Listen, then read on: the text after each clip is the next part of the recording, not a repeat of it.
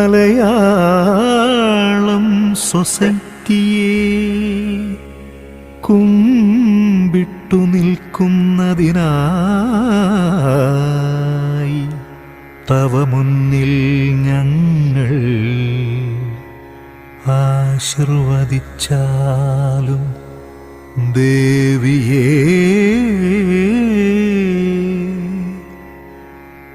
സരസ്വതി.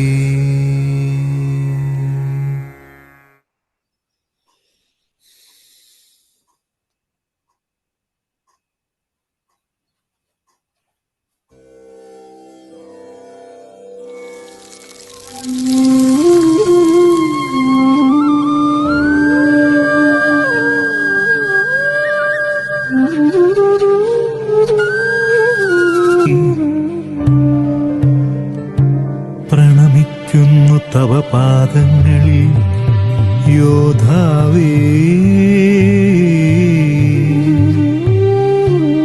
പ്രണമിക്കുന്നു പാദങ്ങൾ നിനക്കില്ലെങ്കിലും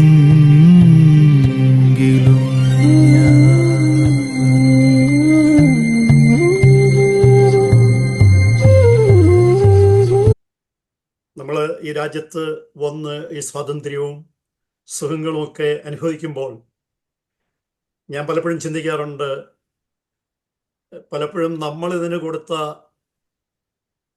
പ്രൈസ് എന്താണെന്ന് ചോദിച്ചാൽ ഒന്നുമില്ല.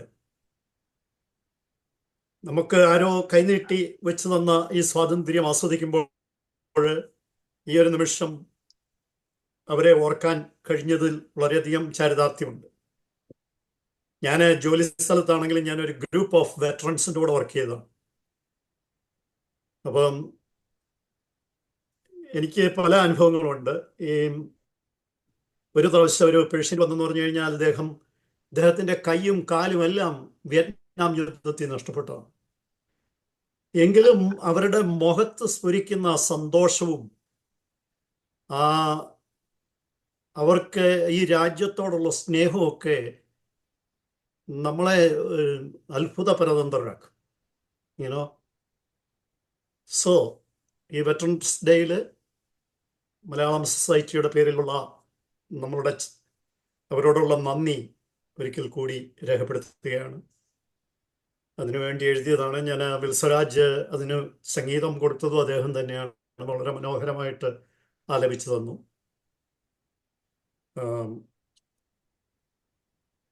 ഇനിയും ഞാൻ മണിക്കരോട്ടിന് മീറ്റിംഗ് ഓപ്പൺ ചെയ്യാനായിട്ട് വിട്ടുകൊടുക്കുന്നു. Thank U.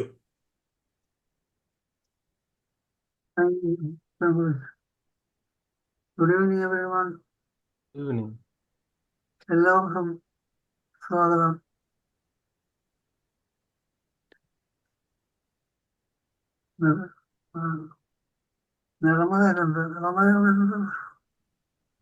ഇളമത ഇന്ന് വന്നിട്ടില്ല. ഇളമത ഷാർജ ബുക്ക് ഫെയറിൽ പോയിരിക്കുക കേട്ടോ. കൂടി വന്നവർക്കെല്ലാവർക്കും മലയാളം സൊസൈറ്റിയുടെ പേരിൽ സ്വാഗതം ആശംസിക്കുന്നു. നവംബർ കേരളത്തെ സംബന്ധിച്ചിടത്തോളം സ്പെഷ്യൽ മന്താണ്. 1-ാം തീയതി കേരള പിറവി ആയിരുന്നു.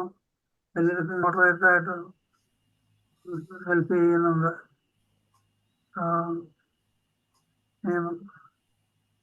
മോഡറേറ്റർ ഞാൻ കൈമാറുകയാണ്. AC George.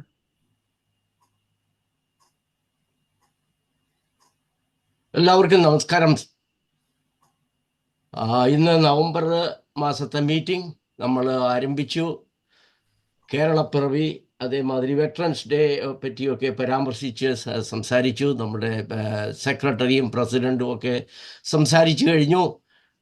പിന്നീട് TN സാമുവൽ അവതരിപ്പിക്കുന്ന സൃഷ്ടി എന്നുള്ള ഒരു പ്രബന്ധമാണ് ഇന്ന് നമ്മൾ ശ്രവിക്കാൻ പോകുന്നത്. ഞാൻ കൂടുതലായിട്ട് ആമുഖം ഒന്നും തന്നെ പറയുന്നില്ല. ഓക്കെ, ഒരു വിഷയം മാത്രമേ എടുത്തിട്ടുള്ളൂ. സാധാരണഗതിയിൽ 2 വിഷയങ്ങൾ ഉള്ളതാണ്.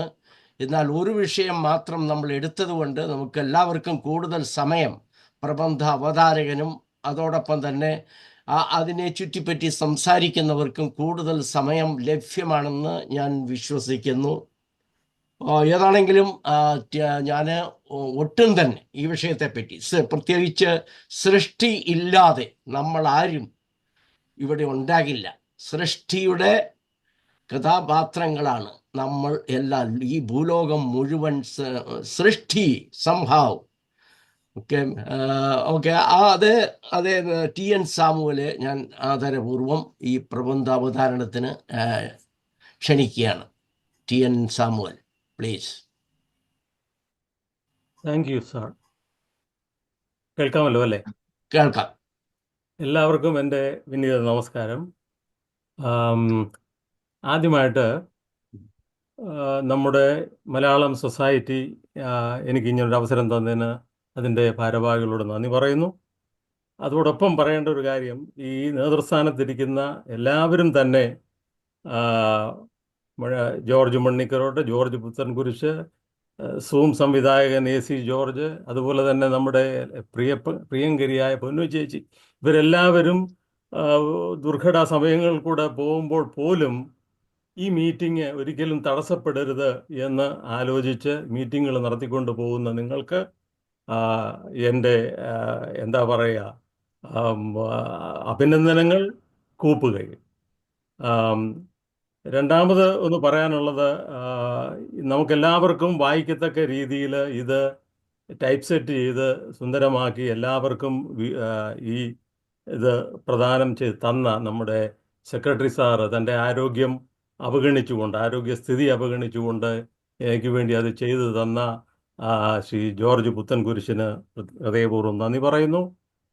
അതോടൊപ്പം അതിനേക്കാൾ വലിയ ഒരു കാര്യം, എൻ്റെ കാഴ്ച പരിമിതി മൂലം എനിക്ക് നിരർഗളമായിട്ട് വായിക്കാനുള്ള പ്രശ്നമുള്ളതുകൊണ്ട്, എൻ്റെ കണ്ണ് അതിന് അനുവദിക്കാത്തത് കൊണ്ട് ഞാൻ ഈ നമ്മുടെ ജെയിംസ് ചിറതറത്തിലിനോട് ഒന്ന്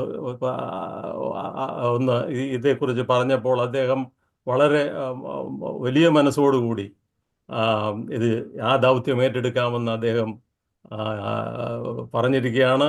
അതുകൊണ്ട് ആ വലിയ മഹാമനസ്കതയ്ക്ക് ഞാൻ എൻ്റെ കൂപ്പുകൈ ഞാൻ നേരുകയാണ്.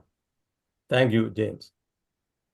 ഏതായാലും എൻ്റെ ഈ കവിതയല്ല, സോറി, അതിനെക്കുറിച്ച് ഞാൻ പറയാനുള്ളത്, ഞാൻ ഈ വിഷയം ഒരു കവിതയായിട്ട് എഴുതണമെന്ന് തന്നെയാണ് ആഗ്രഹിച്ചിരുന്നത്. അതിനുള്ള ശ്രമങ്ങൾ നടത്തുകയും ചെയ്തു. പക്ഷേ എന്തുകൊണ്ടോ അത് ശരിയായ രീതിയിൽ വികാസം പ്രാപിക്കാഞ്ഞതുകൊണ്ട് ഞാൻ ആ ശ്രമം ഉപേക്ഷിക്കുകയാണ്. പക്ഷേ അതിൻ്റെ ഒരു ഗദ്യരൂപമാണ് സത്യം പറഞ്ഞാൽ ഈ ചെറിയ ലേഖനം. ഇതൊരു വലിയ പ്രബന്ധമായിട്ടൊന്നും നിങ്ങൾ അംഗീകരിക്കേണ്ട കാര്യമില്ല. ഇതൊരു ചെറിയ ഒരു വിഷയം, അതായത് ഈ പ്രപഞ്ചവും പ്രപഞ്ചത്തെക്കുറിച്ചുള്ള അറിവും അത് വികാസം പ്രാപിച്ചുകൊണ്ടേ ഇരിക്കുന്ന ഒരു പ്രക്രിയയാണെന്ന് മനസ്സിലാക്കിക്കൊണ്ട് ഒരു വിഷയം, ഒരു സ്നേഹ സംവാദത്തിന് വേണ്ടി ഞാൻ ഒരു വിത്ത് പാകുന്നുവെന്ന് മാത്രം. തുറന്നുള്ള കാര്യങ്ങൾ നമുക്ക് എൻ്റെ ഈ ലേഖനത്തിന് ശേഷം നമുക്ക് സംവദിക്കാം. എന്നെ സഹായിക്കുന്നതിനായി ശ്രീ ജെയിംസ് ചെറുതറത്തിലിനെ ഞാൻ അദ്ദേഹത്തിൻ്റെ സമയം ഞാൻ വിട്ടുതരികയാണ് അതിനു വേണ്ടി. Thank you. എല്ലാവർക്കും നമസ്കാരം. ആദ്യമായിട്ട് നമ്മുടെ സെക്രട്ടറി ജോർജ് പുത്തൻകുരിശ് സാറിനെ പരിപൂർണ ആരോഗ്യം കണ്ടെത്തിയതിലുള്ള സന്തോഷം ഞാൻ അറിയിക്കട്ടെ. എന്തെങ്കിലും തരത്തിലുള്ള കുറവുകളുണ്ടെങ്കിൽ വളരെ പെട്ടെന്ന് അത് കൂടെ പരിഹരിക്കപ്പെടട്ടെ. എന്തായാലും ഭാഗ്യമുണ്ടല്ലോ, അതൊരു നല്ല കാര്യം തന്നെ. ചികിത്സ ആധുനിക ശാസ്ത്രത്തിന്റെ സഹായത്തോടുകൂടി വളരെ സജീവമായിട്ട് രംഗത്ത് വരാൻ സാധിച്ചു.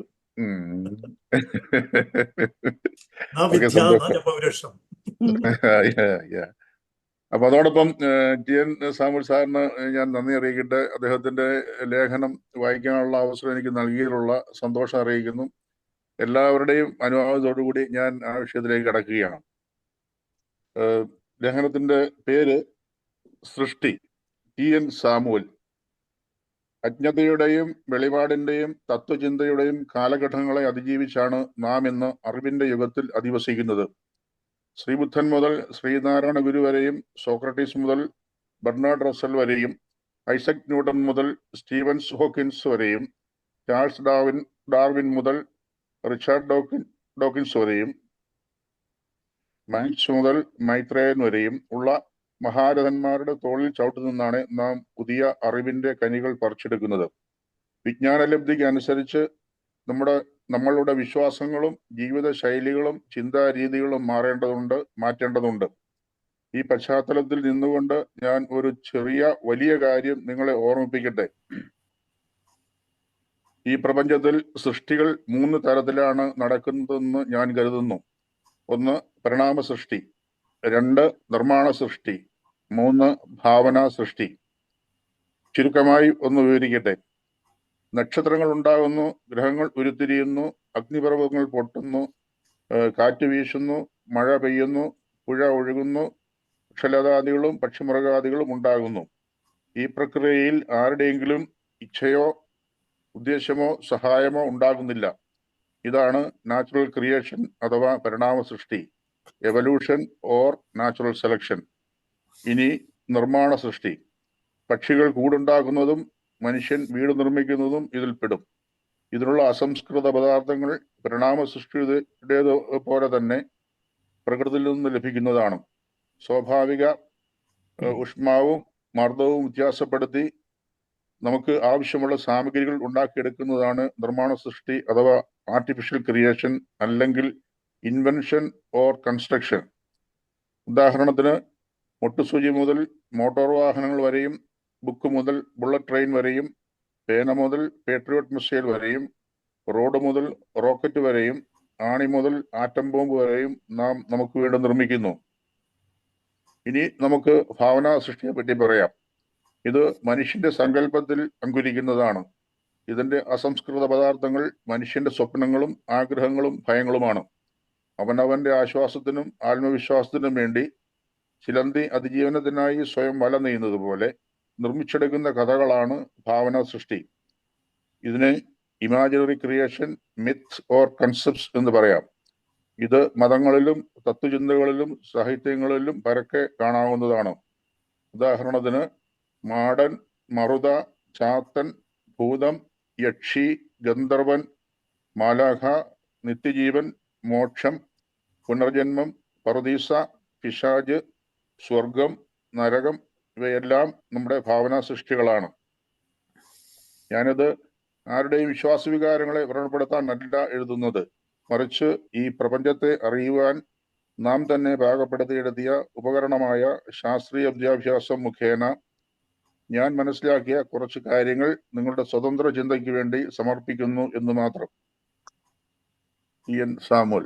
Okay, thank U. വളരെ ലഘുവായ ലേഖനമെങ്കിലും വളരെ അധികം ആഴത്തിലുള്ള പഠനങ്ങൾ വേണ്ടതും ചിന്ത വേണ്ടതുമായ ഒരു വളരെ മൂല്യമുള്ള ഒരു നട്ടാണ് അദ്ദേഹം നമുക്ക് നൽകിയിരിക്കുന്നത്. എന്തായാലും എല്ലാവരുടെയും ചിന്താവിഷയത്തിലേക്ക് സമർപ്പിക്കുന്നു.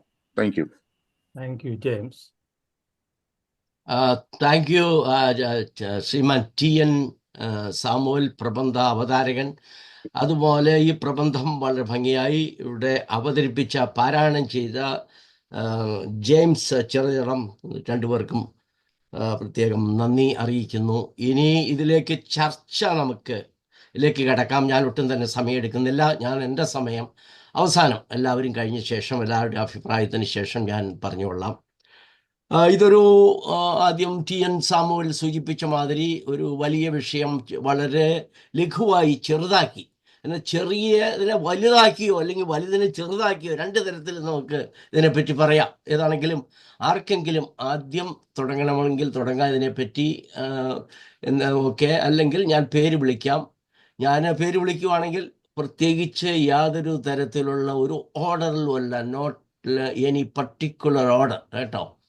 ഞാൻ റീഷഫിൾ ചെയ്ത് അങ്ങ് വിളിക്കുന്നു എന്ന് മാത്രമേ ഉള്ളൂ. പക്ഷേ ആർക്കെങ്കിലും ഓക്കെ സമയം എന്തെങ്കിലും അത്യാവശ്യമുണ്ടെങ്കിൽ ആർക്കും പറയാം കേട്ടോ.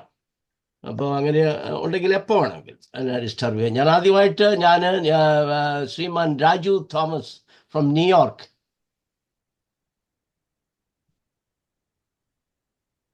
മ്യൂട്ടഡ് ആണ് കേട്ടോ, അൺമ്യൂട്ട് ചെയ്തു.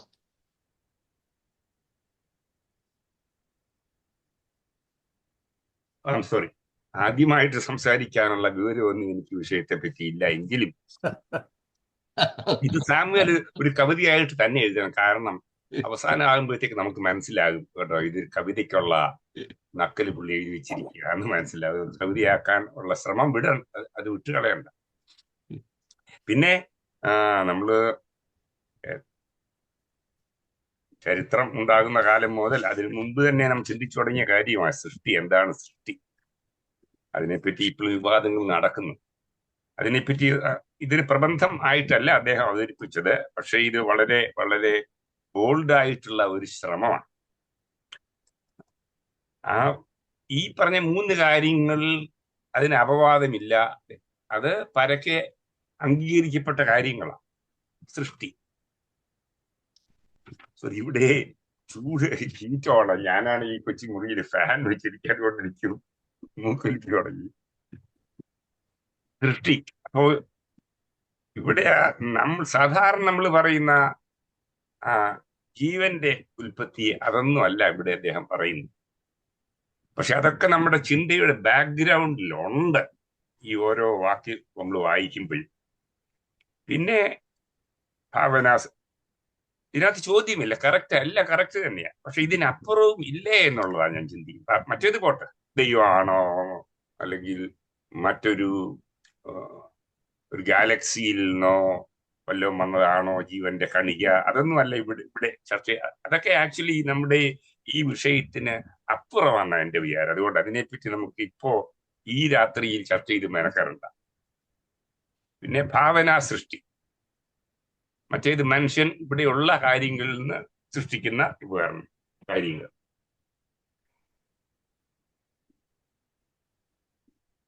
പിന്നെ വേറെന്നുള്ളത് മനുഷ്യന്റെ മനസ്സാണ് എല്ലാ സൃഷ്ടിക്കും ഉറവിടം. കാരണം പ്ലേറ്റോണിസത്തിന്റെ ഒരു ബേസിക് പ്രമിസ് നമ്മുടെ ഷേക്സ്പിയർ പറയുന്ന പോലെ the idea is the thing. നാം ഉണ്ടാക്കുന്ന ഒരു സാധനവും is A copy of A copy. അതിന്റെ ഒറിജിനൽ എവിടെയോ ഉണ്ട്. അതൊരു പക്ഷേ ക്ഷമിക്കണം, ഈശ്വരന്റെ മനസ്സിലായിരിക്കാം, അല്ലെങ്കിൽ സൃഷ്ടാവായ എന്റെ ഋഷിയുടെ, കവിയുടെ, ചിത്രകാരന്റെ മനസ്സിൽ. ആ ആശയം അതുപോലെ നമുക്കൊരിക്കലും മൂർത്തഭാവത്തിൽ ഉണ്ടാക്കാൻ നിൽക്കുകയില്ല. അതിന് നമ്മൾ രൂപം കൊടുക്കുമ്പോഴേക്കും അത് അവിടെ നിന്ന് മാറിക്കഴിഞ്ഞു. അതിന്റെ അപൂർണമായ ഒരു കോപ്പി മാത്രമായി തീരുന്നു. അപ്പോ art is A copy of A copy എന്ന് പ്ലേറ്റോ പറയുന്നത്. ഐ എം സോറി, അരിസ്റ്റോട്ടിൽ പ്ലേറ്റോയിൽ നിന്നാ പുള്ളിക്ക് കിട്ടിയത്. അപ്പോ മനുഷ്യന്റെ മനസ്സിൽ ആ ഭാവന, അത് അദ്ദേഹം പറഞ്ഞത് എനിക്ക് വളരെ ഇഷ്ടപ്പെട്ടു. പിന്നെ വേറൊന്ന്, അത് വീണ്ടും അറിയാതെ നമ്മൾ ചാടിപ്പോവുകയാണ്. മനുഷ്യന്റെ മനസ്സിൽ എങ്ങനെ ഈ ഭാവനയൊക്കെ ഉണ്ടാകുന്നു? മനുഷ്യന്റെ മനസ്സിനെ ചലിപ്പിക്കുന്നത് എന്താണ്? അതിനെ ജീവസുറ്റതാക്കുന്നത് എന്താണ്? അതിനപ്പുറം എന്തൊക്കെ ഇല്ലയോ എന്നുള്ള ചിന്തയിലേക്ക് വീണ്ടും നമ്മൾ കാട് കയറി പോവുകയാണ്. അതുകൊണ്ട് എനിക്ക് ഇത്രേ പറയാനൊക്കത്തുള്ളൂ. പിന്നെ പറയാം. Thank you very much. Thank U Raju Thomas. അടുത്തതായിട്ട് മിസ്റ്റർ ജോർജ് പുത്തൻകുരിശ്. എന്തെങ്കിലും ഒത്തിരി നേരം ഇരിക്കാൻ, അതുകൊണ്ട് ആദ്യം ഒക്കെ വിളിക്കുകയാണ്. അദ്ദേഹത്തിന് എന്തെങ്കിലും ഉണ്ടല്ലോ, ജാസ്വാസ്ഥ്യം എന്തെങ്കിലും പോകും, അതുകൊണ്ടാണ്. Okay, you are next. ഈ വളരെ ചിന്തോദ്ദീപകമായ ഈ ഒരു ചെറിയ വലിയ, പണ്ടത്തെ മാതൃഭൂമിയിൽ വരുന്ന ചെറിയ മനുഷ്യരും വലിയ ലോകം എന്ന് പറഞ്ഞ പോലെ, മാതൃഭൂമിയുടെ ഭാഗത്ത് ഒരു ചെറിയ കാർട്ടൂൺ വരുമായിരുന്നു, ചെറിയ മനുഷ്യരും വലിയ ലോകവും. അത് പലരും വായിച്ചത് എന്ന് പറഞ്ഞ പോലെ ഈ ചെറിയ വലിയ സംഗതി എത്ര സംസാരിച്ചാലും തീരാത്ത വിധം അനന്തമാണ്. അതെങ്ങനെ കിടക്കുകയാണ്. എങ്കിലും ഞാനിതിൻ്റെ ഓരോ ഡിവിഷൻസ് കൊണ്ടുവന്നു കഴിഞ്ഞപ്പോൾ ഈ ഭാവനാ സൃഷ്ടിക്കാണ് ഞാൻ മുൻതൂക്കം കൊടുക്കുന്നത്. ഇപ്പം നമ്മൾ എല്ലാ മതങ്ങളും ചിന്തിക്കുന്നത് there is somebody created this thing. ആര് ക്രിയേറ്റ് ചെയ്ത് കഴിഞ്ഞാലും ഭാവനയില്ലാതെ ക്രിയേറ്റ് ചെയ്യാൻ പറ്റും. So creator, whoever it is, അതിനെ ചൊല്ലിയാണ് ഇന്നും മത്സരങ്ങളും സംവാദങ്ങളും നടന്നുകൊണ്ടിരിക്കുന്നത്. ഭാവന അത് നമ്മളിലെല്ലാവരും ഉണ്ട്. എവിടെയോ വായിച്ചു കവി തന്നെയാണ് സൃഷ്ടാവ്. കാര്യം ഇതുപോലെ ഭാവനാസമ്പന്നരായ മറ്റൊരു വ്യക്തികളില്ല കവികളെ പോലെ. ഇതാര് സൃഷ്ടിച്ചാലും രാജീവ് തോമസ് പറഞ്ഞ ഋഷികളെന്ന് പറയുന്നത് അവരാണ് ഇതിൻ്റെ പിന്നിലുള്ളത്. ഇപ്പൊ വേറൊരു കാര്യം പറഞ്ഞു കഴിഞ്ഞാൽ ഇപ്പൊ നമ്മളിലെല്ലാം ഒരു ഭാവനയുണ്ട്. ഇപ്പൊ നമുക്കും ക്രിയേറ്റീവ് പവർ ഉണ്ട്. We can create things. ഇന്ന് നമ്മുടെ മുന്നിലിരിക്കുന്ന മേശ, കസേര, കമ്പ്യൂട്ടർ, ഐഫോണ് എന്ന് വേണ്ട നമ്മൾ ഉപയോഗിക്കുന്നതെല്ലാം നമ്മുടെ ഭാവനയിൽ രൂപകൽപ്പന അതിൻ്റെ മെറ്റീരിയലിസ്റ്റിക് സ്റ്റേജാണ്. സോ ആ ഭാവന എന്ന് പറയുന്നത് ഇസ് വെരി ഇമ്പോർട്ടൻറ്റ്. ചിലപ്പോൾ ഈ പ്രകൃതിയിലേക്ക് നോക്കിക്കഴിഞ്ഞു കഴിഞ്ഞാൽ തന്നെ നമുക്ക് ഇതിനൊന്നും ഉത്തരം കണ്ടെത്താത്ത വിധത്തിൽ അത്ഭുതങ്ങളാണ്. ഇപ്പം ചില പക്ഷികളൊക്കെ അതിൻ്റെ കൂട് നെയ്യുന്നത് കണ്ടു കഴിഞ്ഞു കഴിഞ്ഞാൽ മൈ ഗാഡ്, ഇത് എവിടുന്നാണ് ഈ ഭാവന അവർക്ക് കിട്ടിയത്? എത്ര മനോഹരമായിട്ട് അത് കൂട് മെനയുന്നത്. ഈ നേച്ചർ എന്ന് പറയുന്ന PBSൻ്റെ ചില ചാനലുകൾ, അല്ലെങ്കിൽ ഡിസ്കവറി ചാനലിലെ ചില ഇതൊക്കെ ഉണ്ടല്ലോ, animal kingdom. So it is amazing. ഞാൻ പണ്ടൊരു പുസ്തകം വായിച്ചു, ഞാൻ പുസ്തകം ഓർക്കുന്നില്ല. 4 ലെവൽസ്, നമ്മുടെ ഇൻ്റലിജൻസിൻ്റെ 4 ലെവല്. ഇപ്പം ഒരു പിടി മണലെടുത്തിട്ട് if we subject that to fission, അതിനെ വിഘടിപ്പിച്ചു കഴിഞ്ഞാൽ ഒരുപക്ഷെ നമ്മൾ ജീവിക്കുന്ന നഗരത്തിൽ മുഴുവൻ ഇലക്ട്രിസിറ്റി തരത്തക്ക രീതിയിലുള്ള പവർ അതിനകത്ത് ഒതുങ്ങിക്കിടപ്പുണ്ട്. അതിൻ്റെ അടുത്ത തലമായ പ്ലാന്റ് കിങ്ഡത്തിലേക്ക് പോയി കഴിഞ്ഞു കഴിഞ്ഞാൽ അതിൻ്റെ ഭൗതികമായ അവസ്ഥ ഒരു ലെവലൂടെ ഉയരത്തിലാണ്, അല്ലേ? അത് പരാഗണങ്ങളിൽ കൂടി അല്ലെങ്കിൽ പ്രകൃതിയെ ഉപയോഗിച്ച് തന്നെ വിത്ത് വിതരണങ്ങളെ ബ്രാഞ്ചുകളായിട്ട് തിരിയുന്നു. വെള്ളം എടുത്തിട്ട് അതിനെ കാർബൺ ഡൈ ഓക്സൈഡിനെ വലിച്ചെടുത്തിട്ട് ഓക്സിജൻ നൽകുന്ന മനോഹരമായ പ്രക്രിയ. അടുത്തത് look at the animal kingdom. ഞാൻ സൗത്ത് ആഫ്രിക്കയിലൊക്കെ പോയി കഴിഞ്ഞു കഴിഞ്ഞാൽ അവിടെ ഞങ്ങൾ റോഡിൻ്റെ നടുക്കൂടെ പോയി കഴിഞ്ഞാൽ ഒരു സിംഹക്കുട്ടി അതിൻ്റെ നടുക്ക് കിടക്കുകയാണ്. അപ്പോൾ ഈ കാട്ടിലേക്ക് നോക്കിക്കഴിഞ്ഞതിൻ്റെ അതിൻ്റെ അമ്മ സിംഹം അവിടെ നിന്ന് എല്ലാവരെയും വാച്ച് ചെയ്യുകയാണ്. വണ്ടികളെല്ലാം അപ്പുറം നിർത്തിയിരിക്കുകയാണ്. പക്ഷെ ഞങ്ങൾ പറയുകയും ചെയ്തു, എന്തൊരു ജാഗ്രതയോടെയാണ് ആ അമ്മ സിംഹം ഈ കൊച്ച് സിംഹത്തെ നോക്കുന്നത്. അത് അവസാനം എഴുന്നേറ്റ് പോയി അവിടുന്ന് പോകുന്നത് വരെ, അത് പോയി കഴിഞ്ഞുകൊണ്ട് ഇത് അതിൻ്റെ പിന്നാലെ കാട്ടിലേക്ക് മറയുകയും ചെയ്തു. അത് ഒന്നാലോചിച്ച് നോക്കി. അടുത്തത് മനുഷ്യൻ എന്ന് പറഞ്ഞാൽ എത്രമാത്രം ഭാവനയോടെ. പക്ഷേ ഇന്നത്തെ ഏറ്റവും വലിയ ചോദ്യം ഇത് ആരാണ് നമ്മളെയൊക്കെ സൃഷ്ടിച്ചതെന്നുള്ളത്. കാര്യം ഒരു സൃഷ്ടിക്ക് പിന്നിൽ എന്തെങ്കിലും ഒന്നുണ്ടായിരിക്കണമെന്നുള്ളത് വെരി ഇമ്പോർട്ടൻറ്റ്. ഇപ്പം തന്നെ ഒരു PhD പ്രോഗ്രാമിന് പോയി കഴിഞ്ഞാൽ you have to submit an hypothesis. നിങ്ങളുടെ സങ്കല്പങ്ങൾ ആദ്യം കൊടുക്കണം. എന്നിട്ട് അത് ലാബിനകത്ത് you have to prove it. So സങ്കല്പം, ഭാവന വെരി ഇമ്പോർട്ടൻറ്റ്. പക്ഷേ എനിക്കെന്നും ഇഷ്ടമുള്ളത് ഇദ്ദേഹത്തിൻ്റെ VC ബാലകൃഷ്ണപിള്ളയുടെ ഒരു കവിതയാണ് വിശ്വരൂപം. ഞാൻ ചിലപ്പോഴും ആ കവിത വായിച്ചാണ് ഞാൻ ഇതിൽ നിന്ന് പിൻവാങ്ങാറുള്ളത്. അങ്ങോട്ട് പോകിൽ അതിരില്ലതിരാകുമ്പോളും അന്വേഷണത്തിനൊരു മാർഗവുമില്ലതെല്ലും ഊഹിക്കുകയോ വലിയ ദുർഘടമാണ്, പിന്നെ ആവാം ഇതൊക്കെ വിരമിക്കുകയാണ് ഭേദം. ചിലപ്പോൾ ഇങ്ങനെ ചിന്തിച്ച് ഇതിന് ആരോട് ഇതിന് ഉത്തരം കണ്ടെത്താമെന്ന് ചോദിച്ചു കഴിഞ്ഞാൽ അത് അറിവുള്ളവരാരുമില്ല. ഊഹിക്കാമെന്ന് നോക്കിക്കഴിഞ്ഞു കഴിഞ്ഞാൽ അനന്തമജ്ഞാതം അവർണ്ണനീയമായിട്ട് ഇതിങ്ങനെ കിടക്കുന്നു. പിന്നെ എന്താണ് ചെയ്യുന്നത്? തൽക്കാലം ഞാനും വിരമിക്കുകയാണ്, അടുത്തുള്ളവർക്ക് ഈ സൃഷ്ടിയെക്കുറിച്ച് സംസാരിക്കാൻ അവസരം കൊടുത്തുകൊണ്ട്. Thank you so much. Thank you George Puthenkurish. അടുത്തതായിട്ട് വൈസ് പ്രസിഡന്റ് ശ്രീമതി പൊന്നുപിള്ള. അയ്യോ, അത് വേണമായിരുന്നു ഇപ്പോഴേ. റീഷഫ്ലിംഗ്. Okay, thank you. കുഴപ്പമില്ല. ഓക്കെ, എല്ലാവർക്കും നമസ്കാരം. ഇത്രയും സഹോദരന്മാരെ ഒന്നിച്ചിവിടെ കണ്ടതിൽ സുസ്മേരവദനരായി എല്ലാവരും കണ്ടതിൽ എനിക്ക് വലിയ സന്തോഷമുണ്ട്. പക്ഷെ ഈ കഴിഞ്ഞ ഒരാഴ്ച ഞാൻ അല്പം സുഖമില്ലായിരുന്നു. 2 ദിവസം ഹോസ്പിറ്റലിലും കിടന്നു. എസ് ജോർജ് ആരോടും ഞാനത് പറഞ്ഞു അറിഞ്ഞില്ല. എനിക്ക് അല്പ പ്രശ്നം ഉണ്ടായിരുന്നു. ഇപ്പോഴും പ്രശ്നത്തിലാണ്. വെയിറ്റ് ഒന്നും എടുക്കത്തില്ല, അധികം സംസാരിക്കരുതെന്നാണ്. അങ്ങനെയൊക്കെ നിങ്ങൾക്കൊക്കെ എന്റെ കഥ അറിയാം. അങ്ങനെ പിന്നെ നവംബർ 1 കേരള പിറവിയോടൊപ്പം നവംബർ എന്ന് പറയുന്ന മാസം എനിക്ക് ഇവിടെ വളരെ പ്രധാനപ്പെട്ടതാണ്. എൻ്റെ വീട്ടിൽ അന്നാണ് നവംബർ 1 എൻ്റെ ബർത്ത്ഡേ. എൻ്റെ ഹസ്ബൻഡിന്റെ ബർത്ത്ഡേ ഒക്ടോബർ 31 ആയിരുന്നു. എൻ്റെ മകന്റെ ബർത്ത്ഡേ നവംബർ 17. ഞങ്ങളുടെ കല്യാണം നവംബറില്. അപ്പൊ ഞാൻ പറഞ്ഞായിരുന്നല്ലോ ഫസ്റ്റ് ഇവിടെ നാരായണീയം വായനയുണ്ടെന്ന് ഓൾ ഡേയില്. അത് കഴിഞ്ഞ് അന്ന് പിന്നീട് എല്ലാരെയും വിളിച്ചു. നിങ്ങൾ ആരും വന്നിരുന്നു. എൻ്റെ കുടുംബം മുഴുക്കെ ഇവിടെ ഉണ്ടായിരുന്നു. ഓൾ ഡേ വന്നും പോയി ഇരുന്നിരുന്നു. എൻ്റെ കുടുംബം എന്ന് പറയുന്ന ഹൂസ്റ്റണിലെ കുടുംബം. പിന്നെ ചിലരുടെയൊക്കെ എളിമത്തത്തെ കുറിച്ച് സമയമില്ലതൊന്നും പറയാന്.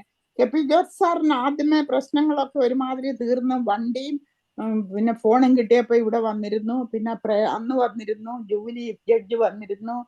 കെൻ മാത്യു സാർ വന്നിരുന്നു. അങ്ങനെ ഇവിടെയുള്ള എൻ്റെ സഹോദരങ്ങളെല്ലാം വന്നു. പ്രയറൊക്കെ കഴിഞ്ഞു. അപ്പൊ 4-ാം തീയതി ഞാൻ ഒരു ചെക്കപ്പിന് പോയപ്പോഴേ അല്പം മെഡിക്കൽ പ്രശ്നം ഉണ്ടായിരുന്നു. പിന്നെ 5-ാം തീയതി ചൊവ്വാഴ്ച ഈ ഷുഗർലാൻഡ് ഹോസ്പിറ്റലിൽ ചൊവ്വ ബുധൻ 2 ദിവസം അവിടെ വ്യാഴാഴ്ചയാണ് ഞാൻ വന്നത്. എനിക്കതിന് വെയിറ്റ് ഒന്നും ലിഫ്റ്റ് ചെയ്യത്തില്ല. ഞാൻ പിന്നെ ഇത് മുടക്കണ്ട. അപ്പം മന്നംകരോട് സാറിനോട് ഞാൻ കഴിഞ്ഞ മാസം റിമൈൻഡ് ചെയ്തിരുന്നു. പിന്നെ അന്നേരം ഇന്നലെ മണിക്കരോട് സാർ പറഞ്ഞു മോഡറേറ്ററെ കിട്ടിയില്ല എന്ന്. അപ്പൊ ഞാന് ഉമ്മൻ ജോർജ് സാറിന്റെ ആരോഗ്യം ഇന്ന് ഉമ്മൻ ജോർജ് സാറിനെ കണ്ടിട്ടൊരു സ്വപ്നം പോലൊക്കെ തോന്നുന്നു. ഒന്നും സംഭവിച്ചില്ല. പഴയതിലും ചെറുപ്പവും സുന്ദരനും ഒക്കെ ആയിരിക്കുന്നു. എനിക്കത് വലിയ സന്തോഷം. ഞാൻ പറയുക ഇതെല്ലാം ഭാര്യയ്ക്കും ഗീതയ്ക്കും കൂടാണ് ഇമ്പോർട്ടൻസ് കേട്ട് പോകുന്നത്. പറയാനൊന്നും സമയമില്ല. അങ്ങനെ പോകുന്നു. ഇത് കഴിഞ്ഞിട്ട് എനിക്കൊരു കാര്യം പറയാനുണ്ട്. എല്ലാവരും ഉണ്ട്. നമ്മൾ വളരെ നാളായി ഇതിന്റെ ആനിവേഴ്സറി. അന്ന് നമ്മൾ ഒരിക്കൽ ഇപ്പൊ എത്ര വർഷമായി കാണും ഇത് തുടങ്ങിയിട്ട്?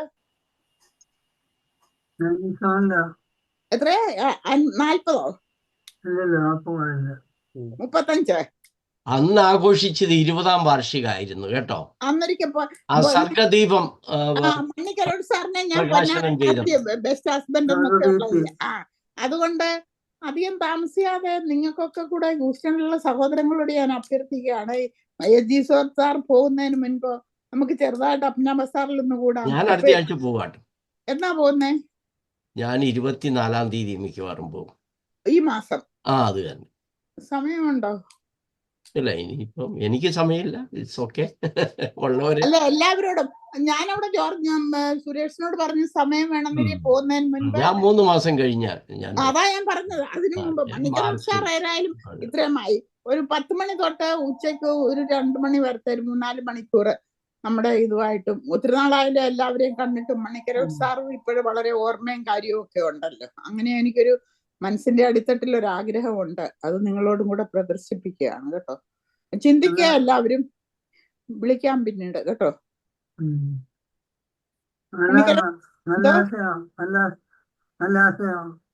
മണിക്കരോട് സാർ പറഞ്ഞാട്ടൊന്ന് വേണമെന്ന്. ഇത് തന്നെ ഇന്നിവിടെ നടന്നത് തന്നെ നമ്മൾ എന്ത് ചെയ്തു?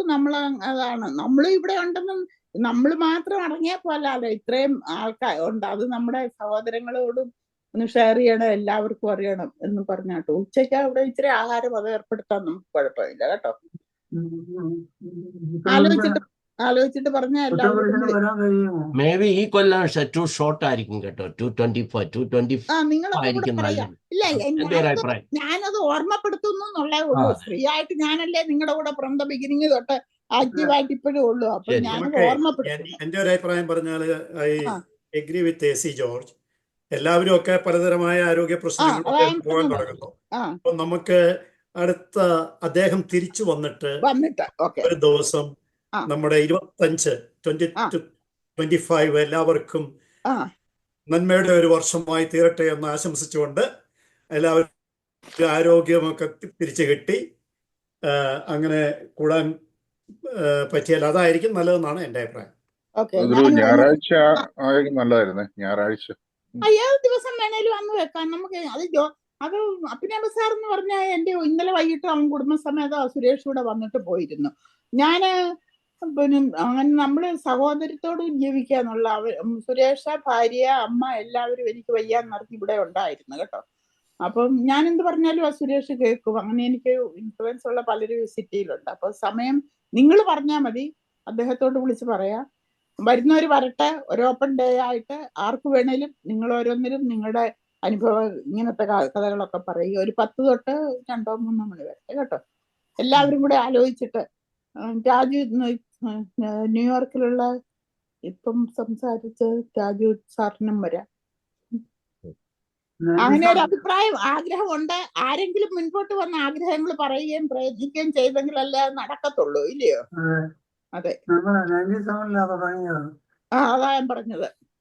3 അപ്പോൾ 25 30 അടുത്ത വർഷത്തിന് ടുമാറോ ഇസ് നോട്ട് അവേഴ്സ്. അപ്പൊ അധികം നീട്ടണ്ട കേട്ടോ. ഇപ്പൊ മണിക്കരോട് സാർ ഊർജ്ജസ്വലനായിരിക്കുന്നു. അപ്പൊ അദ്ദേഹത്തിന് അവിടെ സംസാരിക്കുകയും ചെയ്യാം എല്ലാവരും. എന്നാ ഇനി സബ്ജക്റ്റിലേക്ക് കടക്കാം, ഇല്ലയോ? അധികം സംസാരിക്കുന്നില്ല, പക്ഷെ ദൈവം എനിക്ക് അതെ. അപ്പൊ ദൈവം എനിക്ക് അധികം ഞാൻ സംസാരിക്കുന്നില്ലെന്ന് പറയും. എന്റെ മക്കളെന്നോട് ചോദിക്കും, can you ever stop four 5 minutes എന്ന്. ഇതൊരു കഴിവാണില്ലയോ? ഞാൻ തന്നതല്ല, ദൈവം തന്നതാണ്. ഇപ്പൊ തന്നെ ഞാൻ മെതോഡിസ്റ്റ് ഹോസ്പിറ്റലിൽ ചെന്നു ചെക്കപ്പിന്. അടുത്ത ഫ്ലോറുകളിലുള്ളവരൊക്കെ മനുഷ്യർ വിളിക്കുക, എന്റെ ഡേറ്റ് ഓഫ് ബർത്ത് കേൾക്കും. അവര് പറയുന്നത് എന്റെ മദറിന് തെറ്റുപറ്റി, 20 വർഷം എന്റെ അമ്മ കൂട്ടി പറഞ്ഞതാണെന്നാണ്. അവര് വീൽ ചെയറും കൊണ്ട് വരുമ്പോഴത്തേക്ക് ഞാൻ ഓടി അവിടുന്ന് എലിവേറ്ററെ കയറി ചെല്ലേണ്ടുന്നിടത്ത് ചെല്ലും കേട്ടോ. അങ്ങനെയാണ്. അതെല്ലാം ദൈവകാരുണ്യമാണ്. ഞാനെന്ന് പറയുന്നത് ഉച്ചയ്ക്കും അതാ രാവിലെ പുത്തൻകുരിശ് സാറിനെ ഞാൻ കുറച്ച് ലൈൻ വായിച്ചു കേൾപ്പിച്ചു.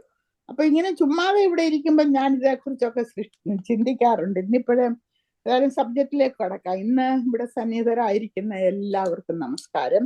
ഇന്നത്തെ സബ്ജക്റ്റ് സൃഷ്ടി എന്നുള്ളതാണ്. ഞാനും ഇവിടെ ഇരുന്നുകൊണ്ട് ഇങ്ങനെ ചിന്തിക്കും, ഇതൊക്കെ ആരുണ്ടാക്കുന്നു, എവിടുന്നുണ്ടാക്കുന്നു? അദ്ദേഹം പറഞ്ഞതുപോലൊക്കെ ഏറ്റവും പ്രധാനം ഭാവന സൃഷ്ടിയാണ്. അത് നിമിത്തമാണല്ലോ എല്ലാം. നമ്മള് ഒരു തുണി ഇങ്ങ് കീറി അത് തയ്ക്കാൻ ഒരു സൂചി വേണം. ആ സൂചി ആര് ക്രിയേറ്റ് ചെയ്തു? ആ സൂചിക്കൊരു ഹോള് വേണം. അതിനകത്തിടുന്ന ഒരു നൂല് അതാരുണ്ടാക്കി, എവിടുന്നുണ്ടായി? പണ്ടൊക്കെ വെറും നൂല് പൊട്ടിപ്പോകുമായിരുന്നു. ഇപ്പൊ അല്പം നൈലോൺ കൂടെ കലർത്തിയപ്പം പൊട്ടാത്ത നൂല്. ഇതെല്ലാം ഓരോരുത്തരുടെ ഭാവനയാണല്ലോ. പിന്നെ അദ്ദേഹം എഴുതിയതുപോലൊക്കെ പക്ഷികളുടെ കൂടെ, ശരിയാണ്, എത്ര ഭംഗിയായിട്ട്. ഈ ആഴ്ച ഇന്നലെ ഞാൻ കണ്ടതേ ഒരു സഞ്ചാരിയുടെ കഥയില് സന്തോഷ് കുളങ്ങര അവതരിപ്പിച്ച എത്യോപ്യയെ കുറിച്ച്. ആരെങ്കിലും കണ്ടതായിരുന്നു? എസ് ജോർജ് സാർ കണ്ടായിരുന്നു? ഇല്ല കേട്ടോ. കാണണമായിരുന്നു. അവരുടെ അവിടുത്തെ അതുകള് കുടിലുകളും അവിടെയാണല്ലോ 161 വർഷം പഴക്കമുള്ള ഒരു സ്കെലിറ്റൻ കണ്ടെടുത്തു എന്നും പറഞ്ഞുകൊണ്ടൊക്കെ. അതൊക്കെ മനുഷ്യരാൽ നിർമ്മിതമാണല്ലോ. എങ്ങനെയാണ് ഇതൊക്കെ എന്ന് ഇപ്പൊ എനിക്ക് വയ്യാത്തത് കൊണ്ട് ഞാൻ 2-3 ദിവസം ഇവിടെ ഇരുന്നതൊക്കെ കാണുകയായിരുന്നു.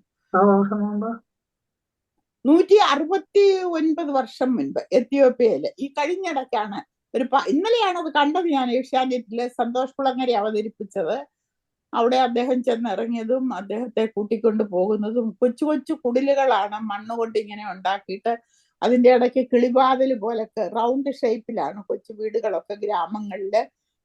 എത്യോപ്യ പിന്നെ ഇല്ലാതെ പോയതും പിന്നെ അതുകൊണ്ടാ ഇങ്ങനത്തെ കഥകളൊക്കെ. ഇതെല്ലാം അപ്പം മനുഷ്യന്റെ ഭാവനയിൽ കൂടിയുള്ള സൃഷ്ടിയാണല്ലോ, ഓരോരുത്തരുടെ ഭാവനകള്. ഇന്നലെ ആ 169 വർഷം മുൻപ് മരിച്ച സ്ത്രീയുടെ ആ സ്കെലിറ്റൻ ഇങ്ങനെ ഓരോ വിരലുകളും പല്ലും മുഖവും ഒക്കെ ഇങ്ങനെ അടുപ്പിച്ചിങ്ങനെ വെച്ചിട്ട് അതൊക്കെ കാണിച്ചതായിരുന്നു. അപ്പൊ അതെല്ലാം ഓരോരുത്തരുടെ ഇതാണ്. ഇതിനെല്ലാം പറഞ്ഞാ തീരാത്തതാണ്. ഞാനും ഇങ്ങനെ ഇരുന്നുകൊണ്ട് ഇങ്ങനെ ചിന്തിക്കും, ഇതെല്ലാം ആരുണ്ടാക്കി, എവിടെ നിന്നുണ്ടാക്കി?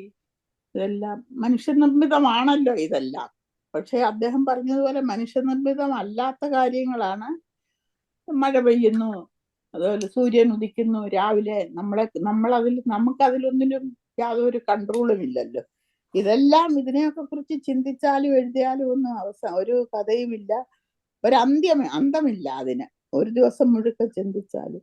ഒന്നേ എനിക്ക് പറയാനുള്ളൂ, അവസാനമായിട്ട് എല്ലാത്തിനും ഉപരിയായിട്ടൊരു ശക്തിയുണ്ട്. ആ ശക്തി എന്ന് പറയുന്നതാണ് ദൈവം എന്ന് പറയുന്നത്. അതിനെ ആരും, എൻ്റെ ഭാവനയിൽ അങ്ങനെയാണ് കേട്ടോ, അതിനെ ആരും കണ്ടിട്ടില്ല. ബാക്കിയൊക്കെ നമ്മളിൽ വളർത്തിയെടുക്കാവുന്നതാണ്. അതുകൊണ്ട് ആ ദൈവം എന്ന് പറയുന്നത്, അല്ലെങ്കിൽ ആ ശക്തി എല്ലാത്തിനും അധീനമായിരിക്കുന്നത്, അതിനെ നമ്മൾ സ്മരിക്കുക, സ്തുതിക്കുക, അതിൻ്റെ അനുഗ്രഹത്തോടു കൂടി നമ്മളെ കഴിയുന്നതൊക്കെ നമ്മൾ മനുഷ്യന് ഉചിതമായിട്ടുള്ള ഇലക്ട്രിസിറ്റി, വെള്ളത്തിൽ അത് എവിടുന്നുണ്ടായി, ഇങ്ങനെ ഓരോന്നും ഇങ്ങനെയൊക്കെ നിങ്ങളിൽ നിന്നൊക്കെ ഈ കൊച്ചറിവുകൾ കിട്ടിയ ഈ സമയം നമ്മൾ ചെലവാക്കി എത്രയോ വർഷം കൊണ്ട് നടത്തുന്ന ഇത് വളരെ യൂസ്ഫുൾ ആയിട്ടുള്ള ഒരു കാര്യമാണ്. അതിൽ സന്നിഹിതരായിരിക്കുന്ന എല്ലാവർക്കും ദീർഘായുസ്സും ആരോഗ്യം തരട്ടെ എന്ന് പ്രാർത്ഥിക്കുന്നു കേട്ടോ. താങ്ക് യു ശ്രീമതി പുന്നപ്പിള്ള ചേച്ചി, താങ്ക് യു. അടുത്തത് നമ്മുടെ ജെയിംസ് ചിറതടം. ചെറുതടം എന്നാണോ? ചെറുതടം. ഓക്കെ, എല്ലാവർക്കും നമസ്കാരം. ആദ്യമായിട്ട് ഈ ലേഖനം എഴുതി നമുക്ക് നൽകിയ ടി.എൻ. സാമുവൽ സാറിന് പ്രത്യേക അഭിനന്ദനങ്ങൾ.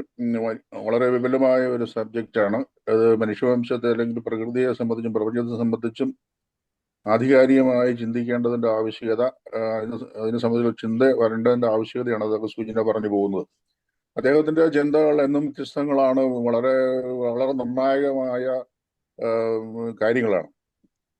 വെറുതെ നമ്മൾ കേട്ടിരിക്കാൻ ഒന്നുമല്ല, കേൾക്കുമ്പോൾ തന്നെ ചിന്തിക്കേണ്ട ആവശ്യമുള്ള കാര്യങ്ങളുണ്ട്. അങ്ങനെയാണ് ഇപ്പോഴും അദ്ദേഹം കവിതകൾ എഴുതുന്നതും ഈ ലേഖനങ്ങൾ എഴുതുന്നതും. സ്വാഭാവികമായിട്ട് അതുകൊണ്ട് തന്നെ നമ്മൾ ഇപ്പോൾ ഇതുമായി ചർച്ച ചെയ്യുന്ന നമ്മൾ അല്പം കഷ്ടപ്പെടുക തന്നെ ചെയ്യും.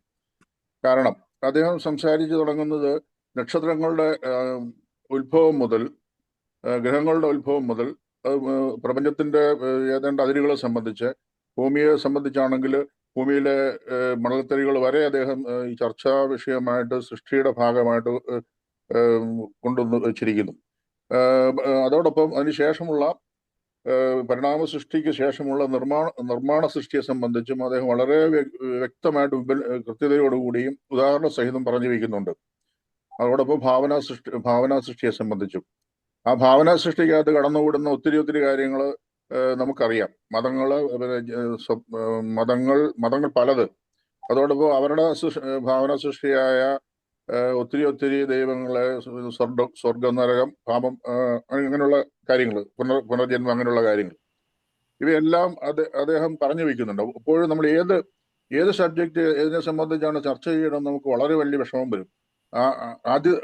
ഏതാണ്ട് ഒരു വിധം നമുക്ക് പറഞ്ഞൊപ്പിക്കാനേ സാധിക്കുകയുള്ളൂ താനും. ഇവിടെ നാം ശ്രദ്ധിക്കേണ്ട ഒരു കാര്യം, അദ്ദേഹത്തിന്റെ ഈ ലേഖനത്തിന്റെ പേര് തന്നെ സൃഷ്ടി എന്നാണ്. ആ സൃഷ്ടി എന്ന പേര് കേട്ടപ്പോൾ തന്നെ ഞാൻ കൺഫ്യൂഷനിലായി. കാരണം ആദ്യത്തേതിൽ പരിണാമ സൃഷ്ടി എന്ന് പറയുമ്പോൾ സൃഷ്ടിക്കൊരു കർത്താവ് വേണമല്ലോ, ഒരു എന്തെങ്കിലും ഇത് വേണം, അതിനെപ്പറ്റി ഒരു ക്ലിയറൻസ് വേണ്ടി വരും. ഇപ്പം സൂര്യനുണ്ടായി അല്ലെങ്കിൽ നക്ഷത്രങ്ങളുണ്ടായി പ്രപഞ്ചം ഉണ്ടായി എന്ന് പറയുന്ന ആ ഒരു സംഗതി, അത് സൃഷ്ടിയാണ് എന്നുള്ള ധ്വനി ആദ്യത്തെ സെന്റൻസിൽ തന്നെ വരുന്നുണ്ട്. അല്ല അതെങ്ങനെ എന്നുള്ള അതിനെ സംബന്ധിച്ച് ഒരു ക്ലാരിഫിക്കേഷൻ അദ്ദേഹത്തിൽ നിന്ന് കിട്ടുമെങ്കിൽ നല്ലതാണ്. പലപ്പോഴും ഞാൻ പലരോട് തിരക്കുമ്പോഴും അവർ പറയുന്നത് പലതും എനിക്ക് ഇതുവരെ മനസ്സിലായിട്ടില്ല. ആ ഒരു ഇതിനെ സംബന്ധിച്ച് പലരും സൂചന പറഞ്ഞു പോവുകയും ചെയ്തു ഇവിടെ. അത് അവിടെ നിൽക്കെ, പക്ഷെ അടുത്ത ഘട്ടത്തിൽ നിർമ്മാണ സൃഷ്ടിയെ സംബന്ധിച്ച് വളരെ സത്യസന്ധമായ അദ്ദേഹം സംസാരിച്ചു. തീർച്ചയായിട്ടും യാതൊരു സംശയവും അതിനകത്ത് വരില്ല. അടുത്ത ഭാവന സൃഷ്ടി, സാഹിത്യവും മതങ്ങളും മറ്റ് മതപുസ്തകങ്ങളെ, ഗ്രന്ഥങ്ങളതെല്ലാം സ്വാഭാവികമായിട്ടും നമ്മളൊക്കെ അതിന്റെ ഭാഗം തന്നെയാണ്. നമ്മളൊക്കെ അതിനെ പ്രൊമോട്ട് ചെയ്യുന്നവരുമാണ്. സംഭവിക്കുന്ന ഈ വലിയ ചിന്തകളുടെ കണ്ടെത്തൽ, അത് ശാസ്ത്രചിന്തകരായാലും ഫിലോസഫേഴ്സ് ആയാലും, ആദ്യത്തെ ആ പ്രപഞ്ചത്തെ സംബന്ധിച്ചുള്ള കണ്ടെത്തൽ അത് അവർ തമ്മിൽ ക്ലാഷ് ഉണ്ടെങ്കിലും പല കാര്യങ്ങളിലും യോജിച്ചു പോകുന്ന ഒരു സന്ദർഭം ഉണ്ട്. സോക്രട്ടീസും അരിസ്റ്റോട്ടിലും പ്ലേറ്റോയും ഒക്കെ പ്രപഞ്ചത്തെ സംസാരിച്ചതും പിന്നെ ശാസ്ത്രകാരന്മാർ കണ്ടെത്തിയതും ഒക്കെ തമ്മിൽ ഏതാണ്ട് കുറച്ചു ദൂരമെങ്കിലും ഒരുപോലെ സഞ്ചരിക്കുന്നുണ്ട്. അപ്പൊ അത് ഒരു ചിന്താപരമായ കണ്ടെത്തലാണ്. യാഥാർത്ഥ്യങ്ങൾ എന്ന് പറയുന്നത് നമ്മൾ രണ്ടാം ഘട്ടത്തിൽ നിർമ്മാണ സൃഷ്ടിയെ സംബന്ധിച്ച് ആർക്കും ഒരു തർക്കമൊക്കെ ഉണ്ടാവില്ല. അക്കാര്യത്തിൽ എല്ലാവരും യോജിക്കും. എല്ലാ മതങ്ങളും എല്ലാവരും അത് യോജിക്കും. ഭാവനാ സൃഷ്ടിയെ സംബന്ധിച്ചും എല്ലാവരും യോജിക്കും. പക്ഷേ അതിന്റെ വ്യക്തത കുറച്ചുകൂടെ ആഴത്തിൽ പഠിക്കുമ്പോൾ അത് തമ്മിൽ എതിർപ്പുണ്ടാവും. അത് പ്രത്യേകിച്ച് മതങ്ങളെ സംബന്ധിച്ച് വരുമ്പോൾ എതിർപ്പുണ്ടാവും, അവരുടെ പുസ്തകങ്ങളെ സംബന്ധിച്ച് വരുമ്പോഴും എതിർപ്പുണ്ടാവും, ഓരോരുത്തരുടെ ദൈവങ്ങളെ സംബന്ധിച്ച് വരുമ്പോൾ എതിർപ്പുണ്ടാവും. പക്ഷെ ആധുനിക മനുഷ്യരെ സംബന്ധിച്ചിടത്തോളം ഒരു കൺഫ്യൂഷൻ ഉണ്ടാകുന്നത് ഇപ്പോ മതവും രാഷ്ട്രീയവും ബിസിനസ്സും എല്ലാം കൂടെ ഒന്നായി എന്നുള്ളതാണ് ഇപ്പോഴത്തെ സാധാരണ മനുഷ്യരെ സംബന്ധിച്ച് ഏറ്റവും വലിയ പ്രശ്നം. ഒരു കാലഘട്ടത്തിൽ മതങ്ങൾ അവരവരുടേതായ പ്രത്യേക ചട്ടക്കൂടുകളിൽ നിന്നിരുന്നു, രാഷ്ട്രീയം വേറൊരു ചട്ടക്കൂടിൽ നിന്നിരുന്നു, ബിസിനസ് കാര്യങ്ങൾ അല്ലെങ്കിൽ വ്യവസായങ്ങൾ ബിസിനസ് മറ്റു കാര്യം വേറൊരു ചട്ടക്കൂടിൽ നിന്നിരുന്നു, ബിസിനസ് കാര്യങ്ങൾ. പക്ഷെ ഇന്നിപ്പോ ഇത് മൂന്നും കൂടെ ഒന്ന് ക്ലബ് ചെയ്ത് ഏതാണോ ഏതൊന്ന് എന്ന് മറ്റൊന്നൊന്നും തിരിച്ചറിയാൻ പറ്റാത്ത രീതിയിലായി. എല്ലാ മതങ്ങളും അത് രാഷ്ട്രീയവൽക്കരിക്കുകയും അതിനെ ബിസിനസ് വൽക്കരിക്കുകയും ചെയ്യുന്നത് നമ്മൾ കാണുന്നുണ്ട്. എപ്പോഴും രാഷ്ട്രീയക്കാരന് നോക്കുന്ന മതങ്ങൾ ഇങ്ങനെ പ്ലാറ്റ്ഫോമിൽ കിടക്കുകയാണ്, എയർപോർട്ട് പോലെ കിടക്കുക, എവിടെ വേണമെങ്കിലും ലാൻഡ് ചെയ്യാം, സുഖമായി അവർക്ക് ഭരണത്തിലേക്ക് കടന്നു വരാനായിട്ട് മതങ്ങൾ ഉപയോഗിക്കാൻ സാധിക്കും. അതോടൊപ്പം അത് ബിസിനസ്സായി മാറുകയും ചെയ്യും. ഈ ഒരു ദുരന്തം ആണ് ആധുനിക മനുഷ്യനെ സംബന്ധിച്ചിടത്തോളം അമേരിക്കയിലായാലും ഇന്ത്യയിലായാലും മറ്റു പല ഇപ്പോൾ വരാൻ പോകുന്ന പല ഇലക്ഷനുകളിലും ലോകം മുഴുവൻ ഇത് സംഭവിക്കാൻ പോകുന്നത്. ഇതിനു മുമ്പ് തന്നെ പല മതങ്ങളും പല രാജ്യങ്ങളും ചൊൽപ്പിടിയിലാക്കുകയും തൻ്റെതായ മതങ്ങളുടെ മാത്രം ലേബലിൽ ആ രാജ്യങ്ങളെ നിലനിർത്തുകയും ചെയ്യുന്നത് നമുക്ക് കണ്ടു കഴിയും. ബാക്കി അവശേഷിക്കുന്ന രാജ്യങ്ങൾ കൂടി അങ്ങനെ തന്നെ വരുവാൻ പോവുകയാണ്. ഇതൊരു വലിയ പ്രശ്നമാണ്. മനുഷ്യ വംശത്തെ സംബന്ധിച്ച് ഒരു ദുരന്തമാണ്. ഭാഗ്യവശാൽ ആ ഒരു ചിന്തയിലേക്ക് നമുക്ക് കടന്നു വരാൻ ഇദ്ദേഹത്തിന്റെ ഈ ലേഖനത്തിന് സാധിച്ചു എന്നുള്ളതാണ് ഒരു മെറിറ്റ്. അതോടൊപ്പം ഇപ്പോൾ പലപ്പോഴും എനിക്ക് സാമൂഹിക ചിന്തകരോടും ശാസ്ത്രചിന്തകരോടും ഒരു കാര്യം പറയുവാനുണ്ട്. എൻ്റെ ഒരു ചെറിയൊരു ഇതാണ്, പലപ്പോഴും മതങ്ങൾ ഫാദർ എന്ന രീതിയിലാണ് ദൈവത്തെ വിളിക്കുന്നത്, പിതാവ് എന്ന അർത്ഥത്തിൽ. നമുക്കൊരു സ്റ്റെപ്പ് ഫാദർ എന്ന രീതിയിലെങ്കിലും ഈ സാമൂഹിക ചിന്തകരും ശാസ്ത്രചിന്തകരും ദൈവത്തെ കാണേണ്ടിയിരിക്കുന്നു എന്ന് തന്നെയാണ് എൻ്റെ ഒരു പക്ഷം. കാരണം ദൈവം എന്ന് പറയുന്നത് ഊർജ കേന്ദ്രം എന്ന രീതിയിലോ ഒരു അലക ശക്തി എന്ന രീതിയിലോ നമുക്ക് മനസ്സിലാവാത്ത എന്തോ ഒരു ഊർജ സ്രോതസ് എന്ന രീതിയിലോ ഏത് രീതിയിൽ തരപ്പെടുത്തിയാലും അതിൽ തെറ്റില്ല. പക്ഷേ സ്വാഭാവികമായിട്ടും പരിപൂർണമായിട്ട് എഴുതിത്തള്ളുന്ന ഒരവസ്ഥ എന്ന് പറയുന്നത് അത് അതിൻ്റെ ശുഭമായ കാര്യം എനിക്കറിയില്ല. പിന്നെ മനുഷ്യവംശ ഓരോ ദുരന്തങ്ങളെ സംബന്ധിച്ച് പ്രകൃതി ദുരന്തങ്ങൾ വരുമ്പോൾ എവിടെ ദൈവം, എവിടെ പിന്നെ ദൈവത്തിന്റെ ഒഴിവാക്കാമായിരുന്നില്ലേ അല്ലെങ്കിൽ ശക്തിക്ക് ഒഴിവാക്കാമായിരുന്നില്ലേ ചോദ്യങ്ങൾ വരുന്നുണ്ട്. സ്വാഭാവികമായിട്ടും പ്രകൃതി നിയമങ്ങളും നമ്മൾ വിശ്വസിക്കുമെങ്കിൽ പ്രകൃതി നിയമങ്ങൾ അത് അതിൻ്റെതായ വഴിക്ക് പോവും. മനുഷ്യൻ അത് ആ ദുരന്തത്തിൽ പെടാതെ ഇരിക്കാനുള്ള അവന്റെ സാമാന്യ ബുദ്ധി ഉപയോഗിച്ച് അതിൽ നിന്ന് മാറി നിൽക്കേണ്ടിയിരിക്കുന്നു. ഇപ്പോൾ പ്രത്യേകിച്ച് നമ്മൾ ചുഴലിക്കാറ്റ് വരുമ്പോൾ ഇവിടെ മനുഷ്യരെ കുടിയൊഴിപ്പിക്കുന്നു, മില്യൺസ് ഓഫ് ആൾക്കാർ മാറ്റി താമസിപ്പിക്കുന്നു. അപ്പോൾ അത് രണ്ടും തമ്മിൽ വളരെ കൃത്യമായ അഡ്ജസ്റ്റ്മെന്റ് ആണ്. അങ്ങനെയുള്ള ഒരു കാര്യത്തിലേക്ക് വരണം. അത് അല്ലാതെ കൂട്ടത്തോടെ മഹാദുരന്തങ്ങൾ പെട്ടുപോകുമ്പോൾ അതിന് ഏതെങ്കിലും ഒരു ശക്തിയെ നമ്മൾ ഫലിച്ചിട്ട് കാര്യമുണ്ടെന്ന് എനിക്ക് തോന്നുന്നില്ല. പിന്നെ അത് നമ്മൾ മനസ്സിലാവുന്ന ഒരു പ്രശ്നം തന്നെയുണ്ട്. മനുഷ്യ ജീവിതത്തിൽ ഉണ്ടാകുന്ന ദുരന്തങ്ങളെ സംബന്ധിച്ച് വ്യക്തിപരമാണെങ്കിൽ പോലും ആ വ്യക്തിപരമായ കാര്യങ്ങളിൽ ഒരു ബാലൻസ്ഡ് ലൈഫ് മുന്നോട്ട് കൊണ്ടുപോകാൻ സാധിക്കാത്തതിന്റെ ഫലമായിട്ടാവും പലപ്പോഴും നാം വലിയ കെണിയിൽ പെട്ടുപോകുന്നത്. അത് അല്ലാതെയും ഉണ്ടാവാം. ഇതിനൊന്നും പരിപൂർണമായിട്ട് ഒന്നും രണ്ടെന്ന് പറയുന്ന പോലെ പറയാൻ എനിക്ക് സാധിക്കില്ല. പക്ഷെ ഇത് തീർച്ചയായിട്ടും ഈ ലേഖനത്തിൽ നമ്മൾ വളരെ ചിന്തിക്കേണ്ടതുണ്ട്. അദ്ദേഹം പറഞ്ഞതുപോലെ ഈ പരിണാമ സൃഷ്ടി എന്ന് പറയുന്ന ആ ശാസ്ത്രവശത്തെ സംബന്ധിച്ച് മതങ്ങൾ അംഗീകരിച്ചേ പറ്റുള്ളൂ.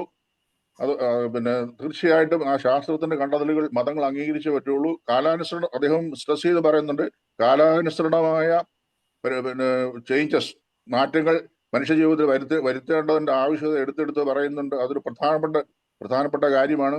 അത് സാധിക്കുന്നത് ശാസ്ത്രജ്ഞാന പഠനത്തിലൂടെയാണ് എന്നും അദ്ദേഹം ധ്വനിപ്പിച്ച് പറയുന്നുണ്ട്. പക്ഷേ അബദ്ധം എന്ന് ഉള്ളത് ഇപ്പം ഏറ്റവും വലിയ ഉന്നത ഡോക്ടേഴ്സിനും സയന്റിസ്റ്റുകളും ആണ് ഏറ്റവും കൂടുതൽ അന്ധവിശ്വാസങ്ങളിലേക്കും അബദ്ധധാരണകളിലേക്കും അതിന് പ്രൊമോട്ട് ചെയ്യുന്നതിലേക്കും ഒക്കെ പോകുന്നു എന്നുള്ളത് ഇന്ത്യ ഏറ്റവും വലിയ ഉദാഹരണമാണ്. സയൻസ് കോൺഗ്രസിലൊക്കെ പലപ്പോഴും വിഡ്ഢിത്തങ്ങളുടെ പെരുമ്പറ തന്നെ മുഴക്കിക്കൊണ്ട് വേദികളിൽ മന്ത്രിമാരും ശാസ്ത്രമന്ത്രിയും അതോടൊപ്പം സയന്റിസ്റ്റുകളും പ്രസംഗിക്കുമ്പോൾ ചിന്തിക്കുന്നവരവിടെ നിന്ന് എണീറ്റ് പോകേണ്ട ഗതികേടാണ് വരുന്നത്. അപ്പോൾ അത് തടയപ്പെടേണ്ടിയിരിക്കുന്നു. അതാണ് നമ്മൾ കരുതേണ്ടത്. എപ്പോഴും നെല്ലും അതിന് തിരിയാനുള്ള ഒരു അവസ്ഥ ഉണ്ടാണ്. ഏതിനെന്തെങ്കിലും ടോട്ടലി നിഷേധിച്ചിട്ട് യാതൊരു കാര്യമില്ല. തെറ്റ് എന്ന് പറയുന്നത് സാധാരണ നമ്മുടെ കോമൺ സെൻസിന് വിധേയമാക്കിക്കൊണ്ട് തീർച്ചയായിട്ടും ഇത് മനനം ചെയ്യും. ആ മനനത്തിലൂടെ നമുക്ക് നന്മ, മനുഷ്യ സമൂഹത്തിന്, മനുഷ്യവംശത്തിന് നന്മ എന്തു നൽകുന്നു അതിലേക്ക് വരികയും ചെയ്യണം എന്നുള്ളതാണ് ശാസ്ത്രത്തിന്റെയും മതങ്ങളുടെയും ആത്യന്തിക ലക്ഷ്യം. എന്തായാലും ഈ ഭാവന, ഈ ലേഖനം വളരെ അർഹമായിരിക്കുന്നു. വളരെയധികം ധാരകൾക്ക് വിധേയമാകേണ്ട ഇത് തന്നെയാണ്. പ്രത്യേക അഭിനന്ദനങ്ങൾ. നന്ദി, നമസ്കാരം. Thank you Shriman James Cheruthadam. ഞാൻ ഇടയിലൊന്ന് ഓർമ്മിപ്പിക്കട്ടെ, ഈ പറയുന്ന പ്രബന്ധം ജെയിംസ് ചെറുതടം വായിച്ചു. പക്ഷേ മിസ്റ്റർ TN സാമുവലിൽ നിന്ന് ഞാൻ അവസാനം വളരെ വിപുലമായ ഒരു മറുപടി പ്രതീക്ഷിക്കുന്നുണ്ട്, പതിവിന് വിപരീതമായിട്ട്. കാരണം ഇത് TN സാമുവലിൻ്റെ പ്രബന്ധമാണ് വായിച്ചത്, ശ്രീമാൻ ജെയിംസ് ചെറുതടമാണ്. പിന്നീട് ഞാൻ വരുന്നുണ്ട്. എല്ലാവരുടെയും അഭിപ്രായം കേട്ട ശേഷം TN സാമുവൽ പ്രതികരിക്കുന്ന വിപുലമായൊരു പ്രതികരണം പ്രതീക്ഷിക്കുന്നുണ്ട് കേട്ടോ.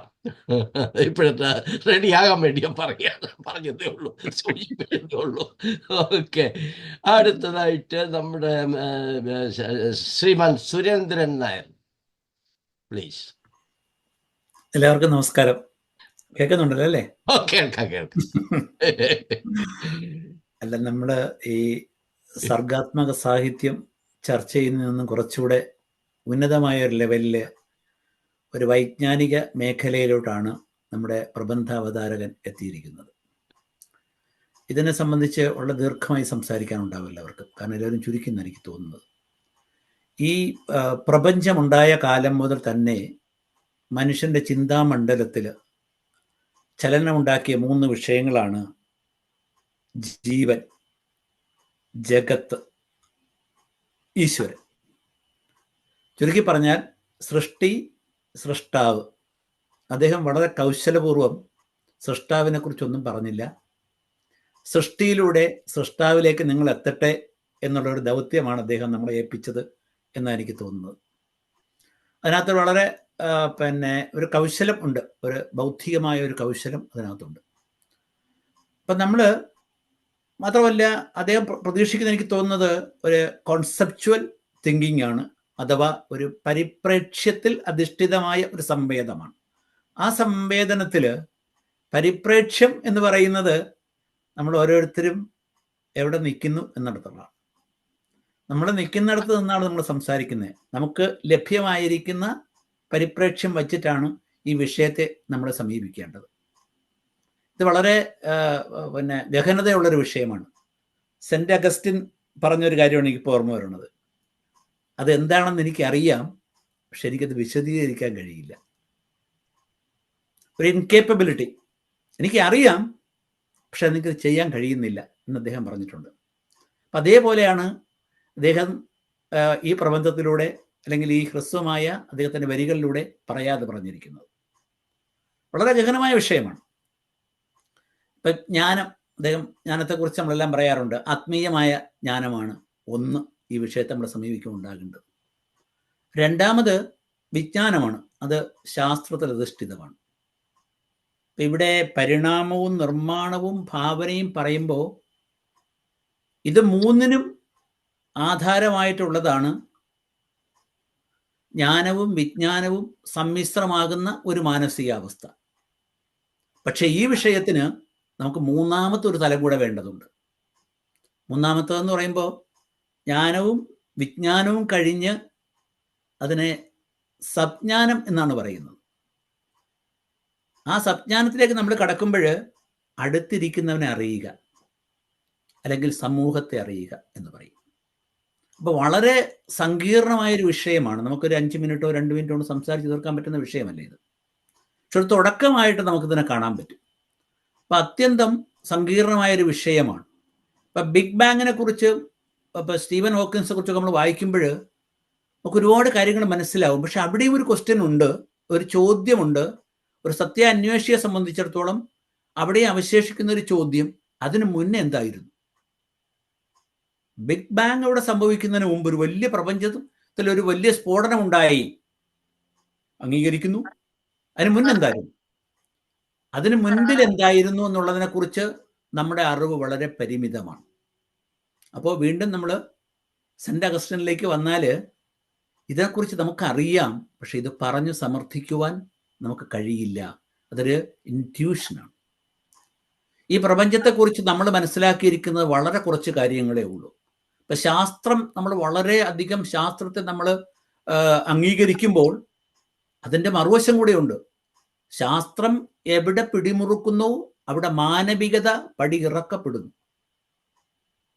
അതാണ് നമ്മുടെ ആശുപത്രികളിലും നമ്മുടെ ഈ ഇവിടെ നടക്കുന്ന ആരോഗ്യ രംഗത്തും ഇൻഷുറൻസ് രംഗത്തും ഒക്കെ നടക്കുന്ന, അല്ലെങ്കിൽ ഈ വാക്സിനിലൂടെ നടക്കുന്ന വളരെ വളരെ വളരെ വലിയൊരു കൊള്ള, ഒരു വലിയ പകർച്ചവ്യാധിയൊക്കെ ആയിട്ട് മാരകമായിട്ടുള്ള ഒരു സംഭവമാണ് ഔഷധ ലോബി ഈ രാജ്യത്തുണ്ടായിക്കൊണ്ടിരിക്കുന്നത്. അത് ശാസ്ത്രമാണ്.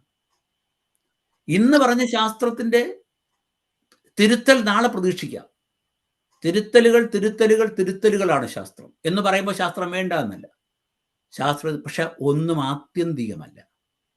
ഒരാളിനും പറയാൻ കഴിയില്ല this is the end of the knowledge. No, അത് വളരെ വിശാലമായ ഒരു ചക്രവാളമാണ്. എമർസൺ പറഞ്ഞ പോലെയാണ് അവിടെ നമുക്ക് ഒരിക്കലും എത്തിപ്പെടാൻ കഴിയില്ല. വിശാലമായ ഒരു ചക്രവാളമാണ്. ഇതിൽ ഒരു നക്ഷത്രത്തിനെയോ 2 നക്ഷത്രത്തിനെയോ കണ്ട് വിലയിരുത്തി നമ്മൾ ഈ പ്രപഞ്ചത്തെ നോക്കാൻ ശ്രമിക്കുന്നു എന്നുള്ളതാണ്. അപ്പോൾ ഇവിടെ ആരോ നേരത്തെ സൂചിപ്പിച്ചതുപോലെ ഇക്കാര്യത്തിൽ വിധി കൽപ്പിക്കാനോ അല്ലെങ്കിൽ ഒരു പ്രസ്താവ്യത്തിലെത്താനോ നമുക്ക് കഴിയില്ല. നമ്മുടെ ചിന്തകൾ, നമ്മുടെ പരിപ്രേക്ഷ്യം വെച്ചുകൊണ്ട് ഇവിടെ ഒരു വിശകലനത്തിന് വിധേയമാക്കുക മാത്രമേ സാധ്യമുള്ളൂ. ഈ പ്രപഞ്ചത്തിൽ സൃഷ്ടി ഉണ്ടായിരിക്കുന്നത് ഒരു സൃഷ്ടാവിലൂടെയാണോ, അതൊരു പ്രത്യേക ഒരു ഫോഴ്സിലൂടെയാണോ എന്ന് നമുക്കറിയില്ല. പക്ഷെ ഒരു കാര്യം വ്യക്തമാണ്, ഈ ജീവനായിരുന്നാലും ലോകമായിരുന്നാലും ഇതിനെ പരിണാമത്തിനെ വിധേയമാക്കുന്ന അതായിരുന്നാലും പരിണാമം കഴിഞ്ഞ് നിർമ്മാണ പ്രക്രിയ പൂർത്തിയാക്കുവാൻ അയാൾക്ക് ഉണ്ടാകുന്ന ഭാവന അല്ലെങ്കിൽ അയാളുടെ മനസ്സിലുണ്ടാകുന്ന ചിന്താ പദ്ധതി, ഇതിനൊക്കെ ഒരു കാരണമുണ്ടാകണം. കാരണമാണ് പ്രശ്നം. നമ്മൾ കാര്യങ്ങളാണ് ചർച്ച ചെയ്യുന്നത്. ഈ കാരണത്തെക്കുറിച്ചാണ് ഈ ലോകമുണ്ടായ കാലം മുതൽ ചിന്തകന്മാരും അതുപോലെ തന്നെ പ്രപഞ്ചത്തിൻ്റെ കാര്യം അറിയാൻ താല്പര്യമുള്ള ജിജ്ഞാസുക്കളും ശ്രമിച്ചുകൊണ്ടേയിരിക്കുന്നത്. അത് വളരെ അനുസ്യൂതമായി നടന്നുകൊണ്ടിരിക്കുന്നു. അതിൻ്റെ ഭാഗമായിട്ടാണ് ശ്രീ ടി.എൻ. സാമുവൽ അദ്ദേഹവും ഒരു ശ്രമം ഇവിടെ നടത്തുന്നത്. അത് അദ്ദേഹത്തിൻ്റെ ഒരു ചിന്താ പദ്ധതിയുടെ ഒരു അവതരണമായിട്ടാണ് ഞാനിതിനെ കാണുന്നത്. അദ്ദേഹം എത്തിയ കാര്യങ്ങൾ ഇവിടെ പറഞ്ഞിട്ടില്ല. അദ്ദേഹം സന്ദേഹിക്കുന്നതോ അല്ലെങ്കിൽ അദ്ദേഹം കണ്ടെത്താൻ ശ്രമിക്കുന്നതായ കാര്യങ്ങളാണ് പറഞ്ഞത്. ഏതാണ്? പരിണാമമാണോ, അതോ നിർമ്മാണമാണോ, അതോ ഭാവനയാണോ, അതോ ഇതെല്ലാത്തിൻ്റെയും കൂടെ ആകത്തുകയാണോ നമ്മൾ, അല്ലെങ്കിൽ ഇന്ന്, അല്ലെങ്കിൽ ഈ പ്രപഞ്ചം എന്നുള്ള വളരെ വൈജ്ഞാനികമായ വളരെ ഇൻ്റലക്ച്വൽ ആയിട്ടുള്ള ഒരു ക്വസ്റ്റ്യനാണ് അദ്ദേഹം ഇവിടെ ഉന്നയിച്ചിരിക്കുന്നത്. സമയപരിമിതി കൊണ്ട് ഞാനിവിടെ നിർത്തുന്നു. ഞാൻ നേരത്തെ തന്നെ പറഞ്ഞു എനിക്ക് വേറെ മീറ്റിങ്ങിന് പോയിട്ടുണ്ടായിരുന്നു. എന്നവർ എനിക്കിത് കേൾക്കാൻ കഴിഞ്ഞതിലുള്ള സന്തോഷമുണ്ട്. ഇവിടെ 2-3 പേര് വളരെ ഭംഗിയായിട്ട് ഞാൻ പ്രതീക്ഷിക്കാത്ത ചില പോയിന്റ്സ് ഒക്കെ ഇവിടെ കിട്ടി. അതാണ് നമുക്ക് ഏറ്റവും വേണ്ടത്. ഈ ഒരു വിഷയം വരുമ്പോൾ അതിൽ നമ്മൾ ഇന്നലെ വരെ അറിയാത്ത കാര്യങ്ങൾ അറിയാനുള്ളൊരു വേദിയാണ് ഇത്തരം കൂട്ടായ്മകളൊക്കെ തന്നെ. നമ്മളെ പരിമിതമായ അറിവ് അതിലിങ്ങനെ കൂട്ടാനും അത് ആഡ് ചെയ്യാനും അല്ലെങ്കിൽ നമ്മൾ പഠിച്ചിരിക്കുന്നതിൽ മാറ്റം വരുത്താനും. അപ്പോൾ നമ്മളൊരു വിഷയത്തെ സമീപിക്കുന്നത് നമ്മൾ പഠിച്ചിരിക്കുന്ന കാര്യങ്ങൾ വെച്ചാണ്. പഠനം നവീകരിക്കുന്നത് അനുസരിച്ച് നമ്മുടെ നിലപാടുകൾ മാറും. വെറുതെ ആളുകൾ പറയും പോലെ നമ്മളൊരു അവൾ ഇന്നലെ ഒരു നിലപാടായിരുന്നു, നിലപാട് മാറ്റിയില്ലെങ്കിൽ ലോകം ഉണ്ടാവില്ല. ടോളമീര നിലപാടല്ല പിന്നെ ഇന്നുള്ളത്, പരന്ന ഭൂമിയല്ല ഇന്നുള്ളത്. അപ്പം നിലപാട് മാറിയേ പറ്റൂ. നിലപാടുകൾ മാറ്റാൻ ഇതുപോലുള്ള വേദികളും ഇതുപോലുള്ള ചർച്ചകളും ഇതുപോലുള്ള വിഷയങ്ങളും എപ്പോഴും കാരണഭൂതമാകാറുണ്ട്. അതിന് ഒരു അവസരം കിട്ടിയതിന് നിങ്ങളെല്ലാവരോടും, പ്രത്യേകിച്ച് ഈ വിഷയം അവതരിപ്പിച്ച സാമുവൽ സാറിനോടും വളരെ നന്ദി ഞാൻ അറിയിക്കുന്നു. എല്ലാവർക്കും നമസ്കാരം. Thank you mister Surendran Nair sir. Thank U. Raju Thomas wants to say something. Okay Raju, Unmute. അത് എനിക്ക് ഒരു പുതിയ വാക്ക് ഞാൻ അത് സംസ്കൃതമല്ല, എനിക്ക് അറിഞ്ഞുകൂടാ. ഒന്ന് വിശദീകരിക്കാവോ? എങ്ങനെയാ അത് എഴുതുന്ന മലയാളത്തിൽ? ശരിക്കും നല്ല നമ്മുടെ വിജ്ഞാനവും പിന്നെ ജ്ഞാനം എഴുതുന്ന അതേ ജ്ഞാനം തന്നെയാണ് സബ്ജ്ഞാനം. സംസ്കൃത വാക്കാണ് ശരിക്കും അത്. എൻ്റെ മലയാളം എനിക്ക് അറിയില്ല, ഞാൻ അതിൽ നിന്ന് വായിച്ചെടുത്താണത്. ജ്ഞാനമാണോ, ജ്ഞാനം എന്നാണോ? അല്ല, ജ്ഞാനവും വിജ്ഞാനവും കഴിഞ്ഞ അടുത്ത സ്റ്റേജ് ആണത്. ഈ ജ്ഞാനം എന്ന് പറയുമ്പോൾ അപ്പൊ എനിക്കൊന്നും പുത്തമശാറിന് അറിയാനിരിക്കും. ജ്ഞാനം എന്ന് പറയുമ്പോ എനിക്ക് ഏറ്റവും, ഞാനും ഈ പറയുന്ന പോലെ കേട്ടിട്ടില്ല, പക്ഷെ എന്നാലും ഈ സബ് എന്ന് പറഞ്ഞു കഴിഞ്ഞാൽ സബ് എന്ന് പറയുന്നത് സബ് കോൺഷ്യസ് മൈൻഡ് എന്ന് പറഞ്ഞ പോലെ അങ്ങനത്തെ ഒരു ചിന്ത അത് പറഞ്ഞപ്പോ എന്റെ ഉള്ളിലേക്ക് വന്നു. സബ്ജ്ഞാനം എന്ന് പറയുന്നത് അർത്ഥമുണ്ടോ? അത് പക്ഷെ അത് താഴത്തെ അല്ല സാർ, അത് ഇംഗ്ലീഷ് വാക്കല്ലേ സബ് എന്ന് പറയുന്നത്? അല്ല, ഞാൻ ചോദിക്കുന്നത് സജ്ഞാനം അല്ലേ? സത്തായിരിക്കും, ശരിയായിട്ടുള്ള സത്വമുള്ള അതാ സംസ്കൃതത്തിന്റെ ഇതിനകത്തുണ്ടത്. അത് നമ്മുടെ ശ്രീകണ്ഠേശ്വരത്തിന്റെ ഡിക്ഷണറിക്കകത്തുണ്ട്. അതില്ല, അതാ നോക്കിയിട്ട് കാണുന്നില്ല. Thank you very much. ഞാൻ ഒരു കാര്യം കൂടെ പറഞ്ഞോട്ടെ. ഇപ്പൊ ഇത്രയും പറഞ്ഞതുകൊണ്ട് ഈ ശാസ്ത്രവും മതവും എഗ്രി ചെയ്യുന്ന ഒരു കാര്യമുണ്ട്. ശാസ്ത്രം, ഫിസിക്സ് പറയുന്നത് the energy cannot be created or destroyed. മതം പറയുന്നത് ദ എനർജി, ദ സ്പിരിറ്റ് ഒരിക്കലും നശിപ്പിക്കാവുന്ന ഒന്നല്ല. നമ്മൾ മൃതം ശരീരം നശിച്ചാൽ തന്നെയും നമ്മളിൽ കുടികൊള്ളുന്ന ചേതനയെ നശിപ്പിക്കാനോ ക്രിയേറ്റ് ചെയ്യാനോ പറ്റുകയില്ല എന്നുള്ള ഒരു ചിന്താഗതി ഞാൻ പെട്ടെന്ന് സുരേന്ദ്രൻ നായർ അത് കൊണ്ടുവന്നപ്പോൾ that came to my thoughts. Absolutely right, sir. കാരണം അത് എല്ലാവരും പറയുന്നുണ്ടത്. ഇപ്പൊ നമ്മൾ ഈ ഇൻവെൻഷൻ എന്ന് പറയുന്ന ഇൻവെൻഷൻ എന്ന് പറഞ്ഞ പുതിയ ക്രമീകരണം മാത്രമല്ലേ ഉള്ളൂ. അതെ, അത് കണ്ടുപിടുത്തമാണ്, ഉള്ളതാണ്. ശരിയാ. Thank you very good. Thank you sir, thank you. അടുത്ത് നമുക്ക് മിസ്റ്റർ നാരായണൻ നായർ സർ. നാരായണൻ നായർ, ഇതില് വളരെ ഗഹനമായിട്ടുള്ള ഒരു സബ്ജക്റ്റാണ്. സബ്ജക്ട് സൃഷ്ടി എന്ന് പറയുന്നതിനെ കുറിച്ച് നമ്മൾ പറഞ്ഞു തുടങ്ങണമെങ്കിൽ ഒരുപാട് പറയാനുണ്ട്. അത് ഇരുത്തി ചിന്തിപ്പിക്കുന്ന ഒരു സംഗതിയാണ്. ശാസ്ത്രീയമായിട്ട് നോക്കിക്കഴിഞ്ഞാലും നമ്മുടെ സാമൂഹിക ജീവിതത്തിൽ നമ്മൾ കടന്നു പോകുന്ന പരിണാമത്തിനെ കുറിച്ച് ചിന്തിക്കുകയാണെങ്കിൽ ഈ സൃഷ്ടി എന്ന് പറയുന്നത് വളരെ ഗഹനമായ ഒരു സബ്ജക്റ്റാണ്. അതിനെക്കുറിച്ച് നമുക്ക് പറയാനും ചിന്തിക്കാനും ഒരു അവസരമുണ്ടാക്കി തന്ന ഈ ചെറുലേഖനം എഴുതി അത് വായിച്ച് തന്ന രണ്ടുപേർക്കും, സാമുവൽ സാറിനും ജെയിംസ് സാറിനും നന്ദി. എൻ്റെ എളിയൊരു അഭിപ്രായം പറഞ്ഞു കഴിഞ്ഞാൽ, വിജ്ഞാനം അല്ലെങ്കിൽ ജ്ഞാനം നമുക്ക് പുസ്തകത്തിൽ കൂടെയോ അല്ലെങ്കിൽ ആരെങ്കിലും പറഞ്ഞു തന്നോ അല്ലെങ്കിൽ നമ്മൾ ഒബ്സർവ് ചെയ്തോ സിദ്ധിക്കുന്ന നോളജിനെയാണ് ജ്ഞാനം. നോളജ് എന്ന് സാധാരണ നമ്മൾ വിവക്ഷിക്കാറുള്ളത്. വിജ്ഞാനം എന്ന് പറഞ്ഞു കഴിഞ്ഞാൽ പിന്നെ ഈ ജ്ഞാനം കിട്ടിയതിനെ കൊണ്ട് നമ്മൾ പിന്നെ ആലോചിച്ച് കണ്ടുപിടിക്കുന്ന ചില ജ്ഞാനങ്ങളുണ്ട്. ഇരുട്ടത്ത് പോയി കഴിഞ്ഞാൽ എവിടെയെങ്കിലും തട്ടിക്കഴിഞ്ഞാൽ അത് താഴെ വീണു കഴിഞ്ഞാൽ മറിഞ്ഞു വീഴാം, കുഴിയിൽ ചാടാം. അതൊക്കെ നമ്മൾ തന്നെ ആലോചിച്ച് കണ്ടുപിടിക്കുന്നതാണ്. അതാണ് വിജ്ഞാനം, വിശേഷിച്ചുള്ള ജ്ഞാനം. പിന്നെ ഇത് രണ്ടുമല്ലാത്ത ഒരു ജ്ഞാനത്തിനാണ് സജ്ഞാനം എന്ന് പറയുന്നത്. അത് തന്നെയാണ് പ്രജ്ഞാനം ബ്രഹ്മ എന്ന് നമ്മുടെ ഉപനിഷത്തുകളിൽ പറഞ്ഞിരിക്കുന്ന ആ ജ്ഞാനം. അതാണ് നമുക്കറിയില്ല, അറിവില്ലാത്തതാണെങ്കിലും അത് ഉണ്ടെന്ന് നമുക്കറിയാം. അറിയാമെന്ന് പറഞ്ഞു കഴിഞ്ഞാൽ നമുക്ക് നമ്മുടെ വാക്കുകളിൽ കൂടെയോ മനസ്സിൽ കൂടെയോ ചിന്തയിൽ കൂടെയോ അതിനെക്കുറിച്ച് അതിൻ്റെ വ്യാപ്തി അല്ലെങ്കിൽ അതിൻ്റെ പരമമായ ഒരു എന്താണ് പറയുക, അതിൻ്റെ ആകൃതി അല്ലെങ്കിൽ ഒരു അതിൻ്റെ ഷേപ്പ് അത് നമുക്ക് അറിഞ്ഞുകൂടാ, പക്ഷെ ഉണ്ടെന്ന് നമുക്കറിയാം. അതാണ് പ്രജ്ഞാനം. ആ പ്രജ്ഞാനത്തിനെയാണ് ഉപനിഷത്തുകളിൽ ബ്രഹ്മം എന്ന് വിശേഷിപ്പിച്ചിരിക്കുന്നത്. ബ്രഹ്മം എന്ന് നമ്മൾ പറയുന്നത് അതിന് ജാതിയില്ല, മതമില്ല, നിറമില്ല. അതിൽ വിഷ്ണു സഹസ്രനാമത്തിൽ പറഞ്ഞിരിക്കുന്ന എല്ലാ ഗുണങ്ങളും, പിന്നെ ഗുണങ്ങളുണ്ടെന്ന് മാത്രം നമുക്ക് പറയാനും അറിയാനുമുള്ള, അത് മാത്രമേ നമുക്ക് അറിയുള്ളൂ അതിനെക്കുറിച്ച്.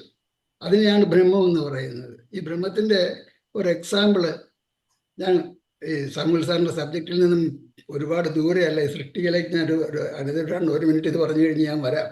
എൻ്റെ അഭിപ്രായം, ഒരു ഓറഞ്ചിൻ്റെ അകത്ത് അല്ലെങ്കിൽ ഒരു വലിയൊരു പഴത്തിൻ്റെ അകത്ത് ഒരു ഉറുമ്പിരിക്കുന്ന ഒരു പുഴു അതിൻ്റെ തിരിക്കുകയാണ്. അപ്പം ഈ പുഴു അതിൻ്റെ അകത്തുള്ള സാധനങ്ങളൊക്കെ തിന്ന് വിശപ്പും ഒക്കെ മാറ്റിക്കഴിഞ്ഞ് അയാൾ അവിടെ ഇരുന്ന് ചിന്തിക്കാൻ അർഹതയുള്ള ഒരു കഴിവുള്ള ഒരു പുഴുവാണെന്ന് വിചാരിക്കാം. ഇതെന്താണ്, ഞാൻ ഇതിൻ്റെ തന്നെ ഇരിക്കുന്നത്, എനിക്കിതിന് എന്ത് സംഗതിയാണെന്ന് എനിക്കറിയണം. ഇയാൾ നടന്ന് ഇതിൻ്റെ അകത്തൂടെ നടന്ന് ഇതിൻ്റെ തോലിൻ്റെ അടുത്ത് വരെ എത്തി. അതിന് അങ്ങേപ്പുറത്തെ കൈക്ക് പോകാൻ നിവൃത്തിയില്ല, അത് തുറക്കാൻ നോക്കി അതിന് നിവൃത്തിയില്ല. അപ്പം അയാൾ വിചാരിച്ചു ഇതാണ് എല്ലാം, ഇത് തന്നെയാണ് സംഗതി എന്ന് വിചാരിച്ചു. പക്ഷെ അവരുടെ അജ്ഞാനം കൊണ്ട് വന്നതാണ്. ഈ പുഴുവിന്റെ അജ്ഞാനം കൊണ്ട്, കഴിവുകേട് കൊണ്ട് വന്നതും കൂടെയാണെന്ന് പറയും. ഈ അജ്ഞാനം കൊണ്ട് അയാൾക്ക് പുറത്തേക്ക് കടക്കാൻ പറ്റാതെയായി. പക്ഷെ ഇത് പുറത്ത് വരാൻ സാധിക്കുമായിരുന്നു. ഇത് എങ്ങനെയും ഒരു തുളച്ച് ഓറഞ്ചിന്റെ പുറത്ത് വരാൻ സാധിക്കുമായിരുന്നു എങ്കിൽ അയാൾക്ക് അത് ദൂരെ നിന്ന് നോക്കിക്കണ്ട് ഇതൊരു ഓറഞ്ച് ആണെന്ന് അയാൾക്ക് മനസ്സിലാക്കാമായിരുന്നു. അയാൾക്ക് സാധിക്കില്ല. അത് ആ കഴിവുകേട് അയാൾക്കുണ്ട്. ഈ ഓറഞ്ചിൻ്റെ അകത്തിരിക്കുന്ന പുഴുക്കളെ പോലെയാണ് നമ്മൾ എന്ന് നമ്മൾ മനസ്സിലാക്കണം. നമുക്ക് ഈ പ്രപഞ്ചത്തിന്റെ പുറത്ത് പോയിട്ട് ഈ പ്രപഞ്ചം എങ്ങനെ ഇരിക്കുന്നുവെന്നോ അതിന്റെ ഷേപ്പ് എന്താണെന്നോ അത് ചതുരത്തിലാണോ വട്ടത്തിലാണോ ഗോളമാണോ നമുക്ക് അറിയാൻ നിവൃത്തിയില്ല. അതിനു വേണ്ടിയിട്ടുള്ള ഒരു ത്വരയാണ്, ഒരു ആകാംക്ഷാഭരിതമായിട്ടുള്ള ഒരു അന്വേഷണമാണ് നമ്മൾ നടത്തിക്കുന്നത്. ശാസ്ത്രം അതാണ് നടത്തുന്നത്. ഈ മതവും അത് തന്നെയാണ്, മതങ്ങളും അത് തന്നെയാണ് നടത്തിക്കൊണ്ടിരിക്കുന്നത്. ആരാണ് ഇത് സൃഷ്ടിച്ചത്? ദൈവമാണെന്ന് പറയപ്പെടുന്നത്. ദൈവത്തിനെ ആരും കണ്ടിട്ടില്ല. പല രൂപങ്ങളുണ്ട്. അള്ളാഹാണെന്ന് പറയുന്നു, അല്ലെ വിഷ്ണു എന്ന്, നമ്മൾ അതിലേക്ക് കടക്കുന്നില്ല. അങ്ങനെ പലതരത്തിൽ പറയുന്നുണ്ട്. പക്ഷെ നമ്മുടെ ഋഷീശ്വരന്മാർ സങ്കല്പിച്ചെടുത്ത് അവരുടെ മനസ്സിൽ തോന്നിയ സംഗതികൾ അവർ പറഞ്ഞു വെച്ചിട്ടുണ്ട്.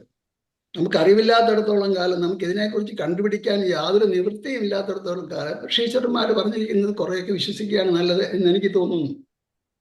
അതിൻ്റെ അകത്ത് പറഞ്ഞിരിക്കുന്ന ഒരുപാട് ബ്രഹ്മത്തിനെ കുറിച്ച് ഒരുപാട് 10 മഹത് വാക്യങ്ങൾ തന്നെ അതിൻ്റെ പറഞ്ഞിട്ടുണ്ട്. അത് വേറെ ഒരു സംഗതിയാണ്. അതിന് സൃഷ്ടിയിലേക്ക് കിടക്കാം.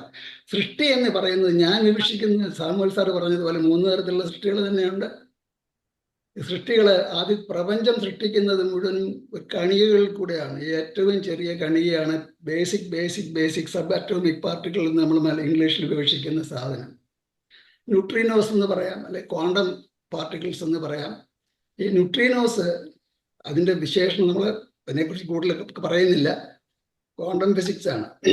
ഞാൻ ഇതിനിടയ്ക്ക് കഴിഞ്ഞ ഒരു 20 കൊല്ലം കൊണ്ട് ഒരുപാട് ആകാംക്ഷാഭരിതനായിട്ട്, ഞാൻ റിട്ടയർ ചെയ്ത് കഴിഞ്ഞ ദിവസം തൊട്ട് ഈ മെക്കാനിക്കൽ എഞ്ചിനീയറാണ് ഞാൻ. ഫിസിക്സ് പഠിച്ചിരുന്നു. അപ്പോൾ അതിനോടനുബന്ധിച്ച് ഈ ക്വാണ്ടം മെക്കാനിക്സിലേക്ക് ഇൻട്രസ്റ്റ് വന്ന് ഒരുപാട് പുസ്തകങ്ങൾ വായിച്ചു, വീഡിയോകൾ കണ്ടു, ഒരുപാട് വലിയ വലിയ ശാസ്ത്രജ്ഞന്മാരുടെ വീഡിയോകൾ കണ്ടു. അതിൽ നിന്ന് മനസ്സിലാക്കിയിട്ടുള്ള ചെറിയ സംഗതികളാണ് ഞാനിപ്പോൾ പറയുന്നത്. ഇതിൽ നമ്മൾ വിശ്വസിക്കേണ്ട കാര്യമില്ല. ദീസ് ആർ തിങ്സ് എന്ന് പറഞ്ഞു കഴിഞ്ഞാൽ ഫിസിക്കൽ തിങ്സ് ആണ്. ആറ്റം ഉണ്ടെന്ന് നമുക്കറിയാം. ആറ്റത്തിനെ ഭേദിച്ചു കഴിഞ്ഞു കഴിഞ്ഞാൽ പ്രോട്ടോൺ, ഇലക്ട്രോൺ, ന്യൂട്രോൺ കിട്ടും. അതിനെ വിഘടിച്ചു കഴിഞ്ഞാൽ പിന്നെ ക്വാണ്ടം പാർട്ടിക്കിൾസ് കിട്ടും. 23 എണ്ണത്തിനെ ഇതുവരെ കണ്ടുപിടിച്ചിട്ടുണ്ട്. അതിൽ ഏറ്റവും ഇമ്പോർട്ടൻ്റ് ആയിട്ടുള്ള ഒരെണ്ണമായിരുന്നു ബോസോൺ എന്ന് പറയുന്ന പാർട്ടിക്കിൾ. അത് God's particle, life giving particle ആണെന്ന് അവർ കണ്ടുപിടിച്ചു. അതിന് 1-2 ടെലസ്കോപ്പ് വെച്ചിട്ടോ മൈക്രോസ്കോപ്പ് വെച്ചിട്ടോ അത് കാണാൻ സാധിക്കാത്ത സാധനമാണ്. അപ്പോൾ അത് വേറൊരു സബ് അറ്റോമിക് പാർട്ടിക്കിളിൽ മറ്റേ സ്വിറ്റ്സർലൻഡിൽ ഇങ്ങനെ 20 കിലോമീറ്റർ ചുറ്റളവിൽ ഭൂമിക്ക് അടിയിൽ ഒരു വലിയ തുരങ്കം ഉണ്ടാക്കിയിട്ട് അതിൻ്റെ അകത്തൂടെ ഈ ക്വാണ്ടം പാർട്ടിക്കിൾസിന് ആറ്റംസിനെ അങ്ങോട്ടും ഇങ്ങോട്ടും 2 സൈഡിലേക്ക് ഒരു ജോയിൻ്റ് നടിച്ച് അവർ തമ്മിൽ ജോയിൻ ചെയ്ത് സ്ഫോടനം ഉണ്ടാകുന്ന സമയത്ത് അതിൻ്റെ അടുത്ത് ഒരുപാട് ക്യാമറകൾ വെച്ചിട്ടുണ്ട്. അത് സ്ഫോടനം ഉണ്ടാകുന്ന സമയത്ത് ഈ പലതരത്തിലേക്ക് ചിതറിപ്പോകുന്ന പാർട്ടിക്കിൾസിൻ്റെ ഫോട്ടോ എടുത്തിട്ട് അവർ അനലൈസ് ചെയ്ത് നോക്കി കണ്ടുപിടിച്ചതാണെന്ന് ആർട്ടിക്കിൾസിൽ പറയുന്നത്. ഞാൻ കണ്ടിട്ടില്ല. അവർ പറയുന്നതിൻ്റെ ഫോട്ടോയൊക്കെ കൊടുത്തിട്ടുണ്ട്. അതിൽ നിന്നാണ് ഈ ബോസോൺ പാർട്ടിക്കിളിനെ അവർ കണ്ടുപിടിച്ചത്. ഒരു നിമിഷ നേരത്തിൻ്റെ ഒരു 10,000-ലൊന്നോ അല്ലെങ്കിൽ 1,000,000-ലൊന്നോ സെക്കൻഡിലേക്ക് ഇത് ഇരിക്കത്തുള്ളൂ. അതിനെ അവർ ഫോട്ടോ എടുത്ത് കണ്ടുപിടിച്ചിട്ടുണ്ട്. എനിവേ, ഈ ബോസോൺ പാർട്ടിക്കിൾ ഉണ്ടെങ്കിൽ ജീവൻ ഒരു സംഗതി ഉണ്ടാകാൻ സാധിക്കുകയുള്ളൂ എന്ന് അവർ കണ്ടുപിടിച്ചു. അതൊക്കെ അവിടെ നിൽക്കട്ടെ.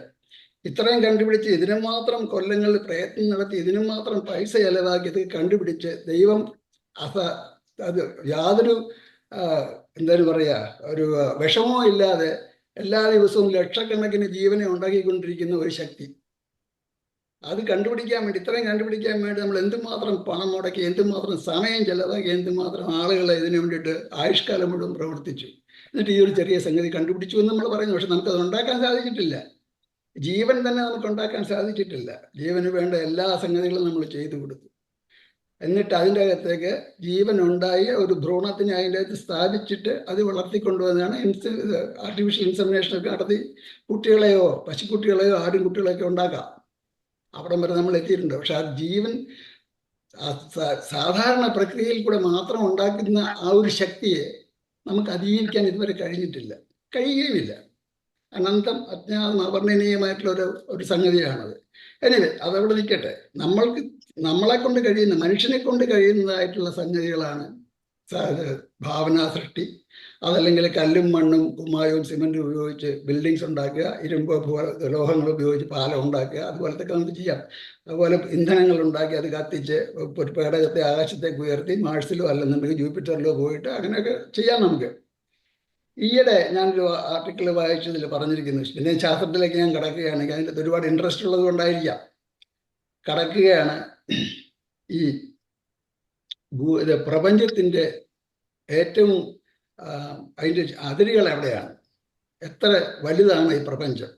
അപ്പോൾ ഒരു ശാസ്ത്രജ്ഞന്മാർ പറഞ്ഞിരിക്കുന്നതിന് ഈ ബിഗ് ബാങ് എന്ന് പറയുന്ന ആ സ്ഫോടനം നടന്നു കഴിഞ്ഞിട്ട് അതിന് 13.8 ബില്യൺ ഇയേഴ്സ് കഴിഞ്ഞിരിക്കുന്നു. അപ്പോൾ അത്രയും ദൂരം ഇത് ബില്യൺ ഇയേഴ്സ് ലൈറ്റ് അതിന് മാക്സിമം ഏറ്റവും ഒരു പാർട്ടിക്കിളിൻ്റെ മാക്സിമം വെലോസിറ്റിയിൽ സ്പീഡിൽ പോകാൻ ഒക്കുന്നത് ഈ ലൈറ്റ് സ്പീഡിലാണ്. 300,000 km/s ആണ് അതിൻ്റെ സ്പീഡ്. അതിനേക്കാളും മുകളിൽ പോകാൻ പറ്റത്തില്ല. അതുപോലെ സ്ഫോടനം നടന്ന ആ നിമിഷം തൊട്ട് ഈ ലൈറ്റ് ഇങ്ങനെ പോയിക്കൊണ്ടിരിക്കുന്നു. അത് എവിടെ ചെന്ന് അവസാനിക്കുന്നു അവിടെ വരെ നമുക്ക് കാണാൻ സാധിക്കുകയുള്ളൂ. ബിക്കോസ് ലൈറ്റ് എവിടെയെങ്കിലും ചെന്ന് പ്രതിഫലിച്ച് നമ്മുടെ കണ്ണുകളിലോ അല്ലെങ്കിൽ ടെലസ്കോപ്പിലോ വന്ന് വീണ് കഴിഞ്ഞാൽ നമുക്കത് അവിടെ ഉണ്ടെന്ന് കാണാൻ സാധിക്കുകയുള്ളൂ. അത് ഏതാണ്ട് ഇതുപോലെ അങ്ങോട്ടും ഇങ്ങോട്ടും നമ്മളൊരു സെൻറ്ററാണെന്ന് വിചാരിക്കുന്നു കഴിഞ്ഞാൽ ഈ സൈഡിലേക്കും പോകുന്നതിൽ ഒരു ഗോളമായിട്ട് നമുക്ക് കാണാൻ സാധിക്കും. അപ്പോൾ ഒരാൾ ചോദിച്ചു, where is the centre of the universe? Centre എല്ലായിടത്തും സെൻറ്റർ തന്നെയാണ്. നമ്മൾ നിൽക്കുന്നിടത്ത് നമുക്ക് സെൻറ്റർ, വേറൊരാൾ നിൽക്കുന്നിടത്ത് അയക്ക് സെൻറ്റർ. ബിക്കോസ് നമ്മളെ കാണാൻ പറ്റുന്ന ടെലസ്കോപ്പിൽ കൂടെയോ എന്താ പറയുക, ഏതൊക്കെയും വലിയ ടെലസ്കോപ്പിൽ കൂടെ കാണാൻ പറ്റുന്ന ആ ദൂരം 2 സൈഡിലേക്കും ഒരുപോലെയാണ്. മുകളിലേക്കും 8 what ever direction you go, അതാണ് മാക്സിമം നമുക്ക് കാണാൻ പറ്റുന്നത്. അതുകൊണ്ട് അതാണ് ഈ പ്രപഞ്ചത്തിൻ്റെ അതിരുകൾ എന്ന് വിശ്വസിക്കാം. നമുക്ക് കാണാവുന്ന അത്രയേ ഉള്ളൂ. അതിനേക്കാളും അങ്ങേപ്പുറത്തുണ്ട്, പക്ഷേ നമുക്ക് കാണാൻ സാധിക്കുന്നില്ല. കാരണം എന്താണെന്ന് പറഞ്ഞു കഴിഞ്ഞാൽ ഇത് ഒരു ബലൂണിൻ്റെ വീർത്തുകൊണ്ടിരിക്കുന്ന ഒരു ബലൂണിൻ്റെ പുറത്ത് ഉള്ള ചെറിയ ചെറിയ കുത്തുകൾ ഇട്ട് കഴിഞ്ഞാൽ ബലൂൺ വീർക്കും തോറും ഈ കുത്തുകളെല്ലാം അങ്ങോട്ടും ഇങ്ങോട്ടും ഇങ്ങനെ അകന്നുകൊണ്ടിരിക്കുകയാണ്. ഇത് അകന്നുകൊണ്ടിരിക്കുന്ന സ്പീഡ് ഈ 2 ബിന്ദുക്കൾ തമ്മിലുള്ള പോയിന്റുകൾ തമ്മിലുള്ള ഡിസ്റ്റൻസിൻ്റെ പ്രൊപ്പോർഷനിലാണ്. അപ്പോൾ എത്ര അകന്നിരിക്കുന്നു അത്രയും വേഗത്തിലാണത് വികസിച്ചു പോകുന്നത്. അങ്ങനെ വരുമ്പോൾ ഒരു സമയം കഴിയുമ്പോൾ ഇതിൻ്റെ പോക്ക് ലൈറ്റിൻ്റെ സ്പീഡിനേക്കാളും കൂടുതലായിരിക്കും. എന്ന് പറഞ്ഞു കഴിഞ്ഞാൽ ഒരു പാർട്ടിക്കിളെ ലൈറ്റിൻ്റെ സ്പീഡിനേക്കാളും കൂടുതൽ വേഗത്തിൽ പോകുന്നു നല്ല അർത്ഥം. 2 പോയിന്റ് തമ്മിലുള്ള ഡിസ്റ്റൻസ് ഒരു സെക്കൻഡിൽ ഈ ലൈറ്റിൻ്റെ ആ വ്യാപ്തിയേക്കാളും കൂടുതൽ വേഗത്തിലായിരിക്കും ഇത് പോയിക്കൊണ്ടിരിക്കുന്നത്. അങ്ങനെ പോയി കഴിയുമ്പോൾ നമുക്ക് കാണാവുന്ന ദൂരത്തിനേക്കാളും അങ്ങേപ്പുറത്തേക്ക് ഓരോ ഗാലക്സിയോ അല്ലെങ്കിൽ നക്ഷത്രമോ അങ്ങ് പോവുകയാണ്, നമുക്ക് കാണാൻ സാധിക്കുന്നില്ല. അതുകൊണ്ട് അത് മാത്രമേ ഉള്ളൂ എന്ന് നമ്മൾ വിചാരിക്കുന്നത് തെറ്റല്ലേ. അതിന് അങ്ങേപ്പുറത്തുണ്ട് പ്രപഞ്ചം. ആ സൃഷ്ടി എങ്ങനെ നടക്കുന്നു, ആര് നടത്തുന്നു എന്ന് നമുക്ക് ഇതുവരെ അറിയാൻ സാധിച്ചിട്ടില്ല. ആരെന്ന് പറഞ്ഞു കഴിഞ്ഞാൽ ഒരു പേഴ്സണാണോ, ഒരു ഭൂതമാണോ, അല്ലെങ്കിൽ ചെകുത്താനാണോ നമുക്ക് അറിഞ്ഞൂടാ. അതിനെയാണ് നമ്മൾ ദൈവം അല്ലെങ്കിൽ ബ്രഹ്മം എന്ന് പറയുന്നത് തന്നെ അതാണ് എന്ന് വിശ്വസിക്കുകയാണ് ഭേദം. പിന്നെ സൃഷ്ടിയിലേക്ക് വരുന്നത് നമ്മുടെ മനുഷ്യന് ഏറ്റവും പ്രധാനമായിട്ട് ഉള്ള ഒരു കഴിവാണ് ഭാവനാ സൃഷ്ടി. നമുക്ക് മനസ്സിൽ സങ്കല്പിച്ച് എന്തും കാണാം, എന്തും ഉണ്ടാക്കാം. ഞാൻ കഴിഞ്ഞ ഒരു 20 കൊല്ലം മുമ്പുള്ള ഒരു സീരീസ്, TV സീരീസ് ഉണ്ടായിരുന്നു, സ്റ്റാർ ട്രാക്ക് എന്ന് പറയുന്നത്. അത് ഇവിടുന്ന് ഒരു സ്പേസ് ഷിപ്പിൽ ഒരു ക്യാപ്റ്റനും കുറേ അംഗങ്ങളും പോവുക. ലൈറ്റ് സ്പീഡിനേക്കാളും വേഗത്തിൽ 10 മടങ്ങ് വേഗത്തിൽ പോകാവുന്ന ഒരു ഷിപ്പ് അവരുണ്ടാക്കി. അതിൽ പോയിട്ട് പല പല ലോകങ്ങളിൽ പോയിട്ട് പല പല ഗാലക്സികളിൽ പോയിട്ട് അവിടെ വേറെ ഉള്ള ജീവികളെ കാണുകയും അവരുമായിട്ടുള്ള അതാണ് ആ TV സീരീസിൻ്റെ അതിൻ്റെ അകത്ത് കൊണ്ടുവന്നിരിക്കുന്ന പല പല സംഗതികളും. ഇപ്പോൾ ഫോർ എക്സാമ്പിൾ ഇപ്പോൾ നമ്മൾ കൊണ്ടു നടക്കുന്ന സെൽഫോൺ, അതിൻ്റെ അകത്ത് 20 കൊല്ലത്തിന് മുമ്പുള്ള ആ കണ്ടതിൽ ഒരാൾ കൊണ്ടു നടന്നിരുന്ന ഒരു ഗാഡ്ജറ്റ് ഉണ്ടായിരുന്നു. അയാൾ പോക്കറ്റിൽ നിന്ന് എടുത്ത് ഓപ്പൺ ചെയ്ത് കഴിഞ്ഞാൽ ഡയറക്റ്റായിട്ട് കമ്മ്യൂണിക്കേറ്റ് ചെയ്യുക. അയാളുടെ ഷിപ്പിനോട്, സ്പേസിൽ സഞ്ചരിക്കുന്ന ഷിപ്പിനോട് അയാൾ ഏത് ഭൂതലത്തിൽ നിന്നുകൊണ്ടാണ് സംസാരിക്കുന്നത് അവിടെ സംസാരിക്കാൻ സാധിക്കുമായിരുന്നു. അന്ന് ആരോ ഇത് എഴുതിയ മനുഷ്യൻ്റെ മനസ്സിൽ സങ്കല്പം ആയിട്ടുണ്ടായതാണ് ഈ സെൽഫോൺ. അത് നമ്മളിപ്പോൾ ദിവസവും എല്ലാവരുടെ കയ്യിലും 1 2 എണ്ണം വെച്ച് കാണുന്നുണ്ട്. അതുപോലെ മനുഷ്യൻ്റെ ഭാവനാ സൃഷ്ടിയിൽ ഉണ്ടായിരിക്കുന്ന സംഗതികളാണ് ഇനി നമ്മൾ ചുറ്റിനും കാണുന്ന ഫിസിക്കലായിട്ടുള്ള സ്ട്രക്ചേഴ്സ് മുഴുവനും, including destructive structures, atom bomb തൊട്ട് ചില ചെറിയ പേടകങ്ങൾ വരെ. അതല്ലെങ്കിൽ ഇപ്പം നമ്മൾ കാണുന്ന ഡ്രോൺ ഫോർ എക്സാമ്പിൾ, ഇപ്പം ചെറിയ ഈ തുമ്പിയുടെ സൈസിലുള്ള ഡ്രോൺ ഉണ്ട് പോലും, ഞാൻ കണ്ടിട്ടില്ല, ഉണ്ടെന്ന് പറയപ്പെടുന്നു.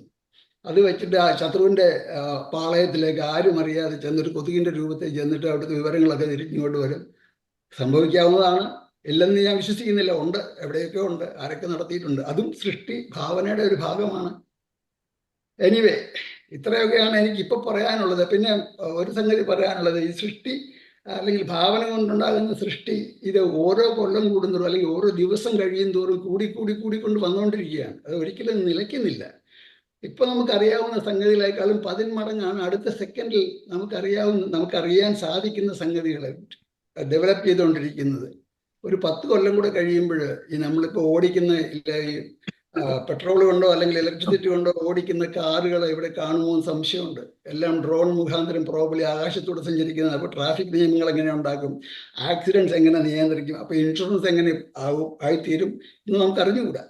അതുപോലെ തന്നെയാണ് ഈ ഭാവന, മനുഷ്യന്റെ ഭാവനയിൽ നിന്നുണ്ടാകുന്ന സംഗതികളാണ് ഈ ചരാചരത്തിൽ ഉള്ള ജഗത്തിനെ മുഴുവൻ നിയന്ത്രിക്കുന്നത്. ഇതുപോലെ നമ്മൾ ഈ ഭൂമിയിലിരുന്നുകൊണ്ട്, സൗരയൂഥത്തിലുള്ള ഈ കൊച്ചൊരു ഗൃഹത്തിലിരുന്നുകൊണ്ട് ഒരു ഡ്രോപ്പ് ഓഫ് വാട്ടറാണ്. പുറത്തുനിന്ന് നോക്കിക്കഴിഞ്ഞാൽ ഭൂമി ഒരു ചെറിയ ഡ്രോപ്പ് ഓഫ് വാട്ടർ. അതുപോലെ എത്രയോ ഗോളങ്ങൾ ഈ പ്രപഞ്ചത്തിൽ ഉണ്ടായിരിക്കാം. അവിടെ ആരും മനുഷ്യരില്ലെന്നും മനുഷ്യനേക്കാളും ഉപരിയായിട്ടുള്ള വേറെ ആരെങ്കിലും താമസിക്കുന്നുണ്ടോ ഇല്ലോ എന്ന് നമുക്കറിയത്തില്ല. അവിടെ വരെ പോകാൻ പോലും നമുക്കിപ്പോൾ മാർഗങ്ങളില്ല. അതും നമ്മൾ ഭാവനയിൽ കൂടെ സങ്കല്പിച്ചെടുക്കുക മാത്രമേ ഇപ്പം നിവൃത്തിയുള്ളൂ. അപ്പോൾ ഇദ്ദേഹം സാമുവൽ സാർ വന്നിരിക്കുന്ന പോലെ സൃഷ്ടി എന്നുള്ള ഈ സബ്ജക്റ്റ് ഭാവനയ്ക്കുള്ള ഒരു സബ്ജക്റ്റാണ്. ഇതൊരു വളരെ വിപുലമായ ഒരു സബ്ജക്റ്റാണ്. ഇതിനെ ഒരുപാട് ലേഖനങ്ങളും പ്രബന്ധങ്ങളും ഇനി ഉണ്ടാകട്ടെ. അതുപോലെ തന്നെ സാമുവൽ സാറിനോടും അത് വായിച്ച് നമ്മളെ പരിചയപ്പെടുത്തിയ ജെയിംസ് സാറിനോടും നന്ദി അറിയിച്ചുകൊള്ളുന്നു. Thank you. Thank you Shriman Narayan sir, Nair sir. Thank you. അടുത്തത് ജോർജ് മണ്ണിക്കരോട് സാർ. ജോർജ് സാറേ, കേൾക്കാം. പ്രൊസീഡ്. എഴുതിയ സൃഷ്ടി, അതേപ്പറ്റി വിശദമായ ചർച്ച കേട്ടു കഴിഞ്ഞു. ഇനി എന്താണ് പറയാനുള്ളതെന്നുള്ളത് പുതുതായിട്ട് എൻ്റെ കയ്യിലൊന്നുമില്ല. 3 സൃഷ്ടിയുടെ കാര്യം പറഞ്ഞു. ഒന്ന് പരിണാമം, എന്താണ് സൃഷ്ടിയുടെ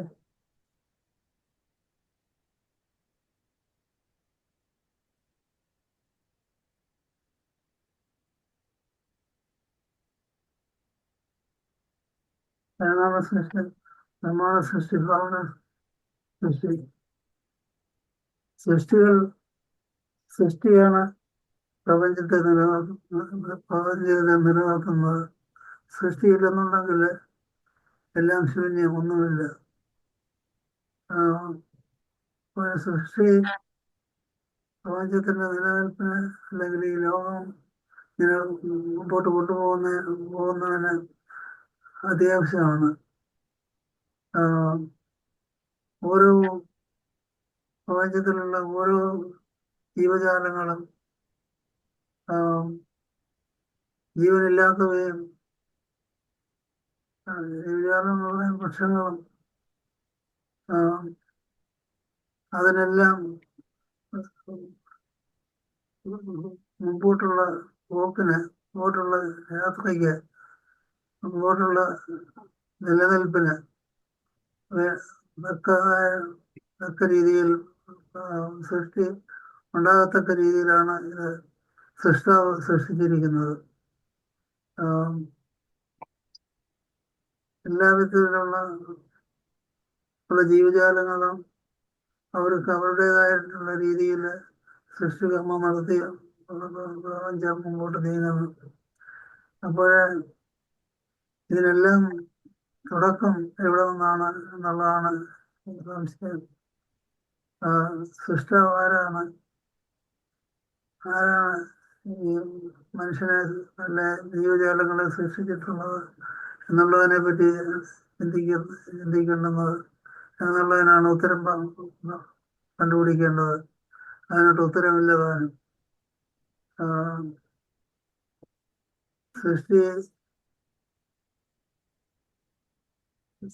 സൃഷ്ടാവിന്റെ ബൈബിൾ പ്രകാരം ബൈബിളിൽ ആദ്യം ദൈവം ആകാശം ഭൂമിയെ സൃഷ്ടിച്ചു. അത് കഴിഞ്ഞ് അന്ത്യദിനത്തില് മനുഷ്യനെ സൃഷ്ടിച്ചു, സ്വന്തം രൂപത്തിലും സാഹചര്യത്തിലും എന്നാണ് വേദപുസ്തകത്തിൽ വായിക്കുന്നത്. അത് പരിണാമ സിദ്ധാന്തത്തിൽ വരുമ്പോൾ അത് യോജിക്കുന്നില്ല.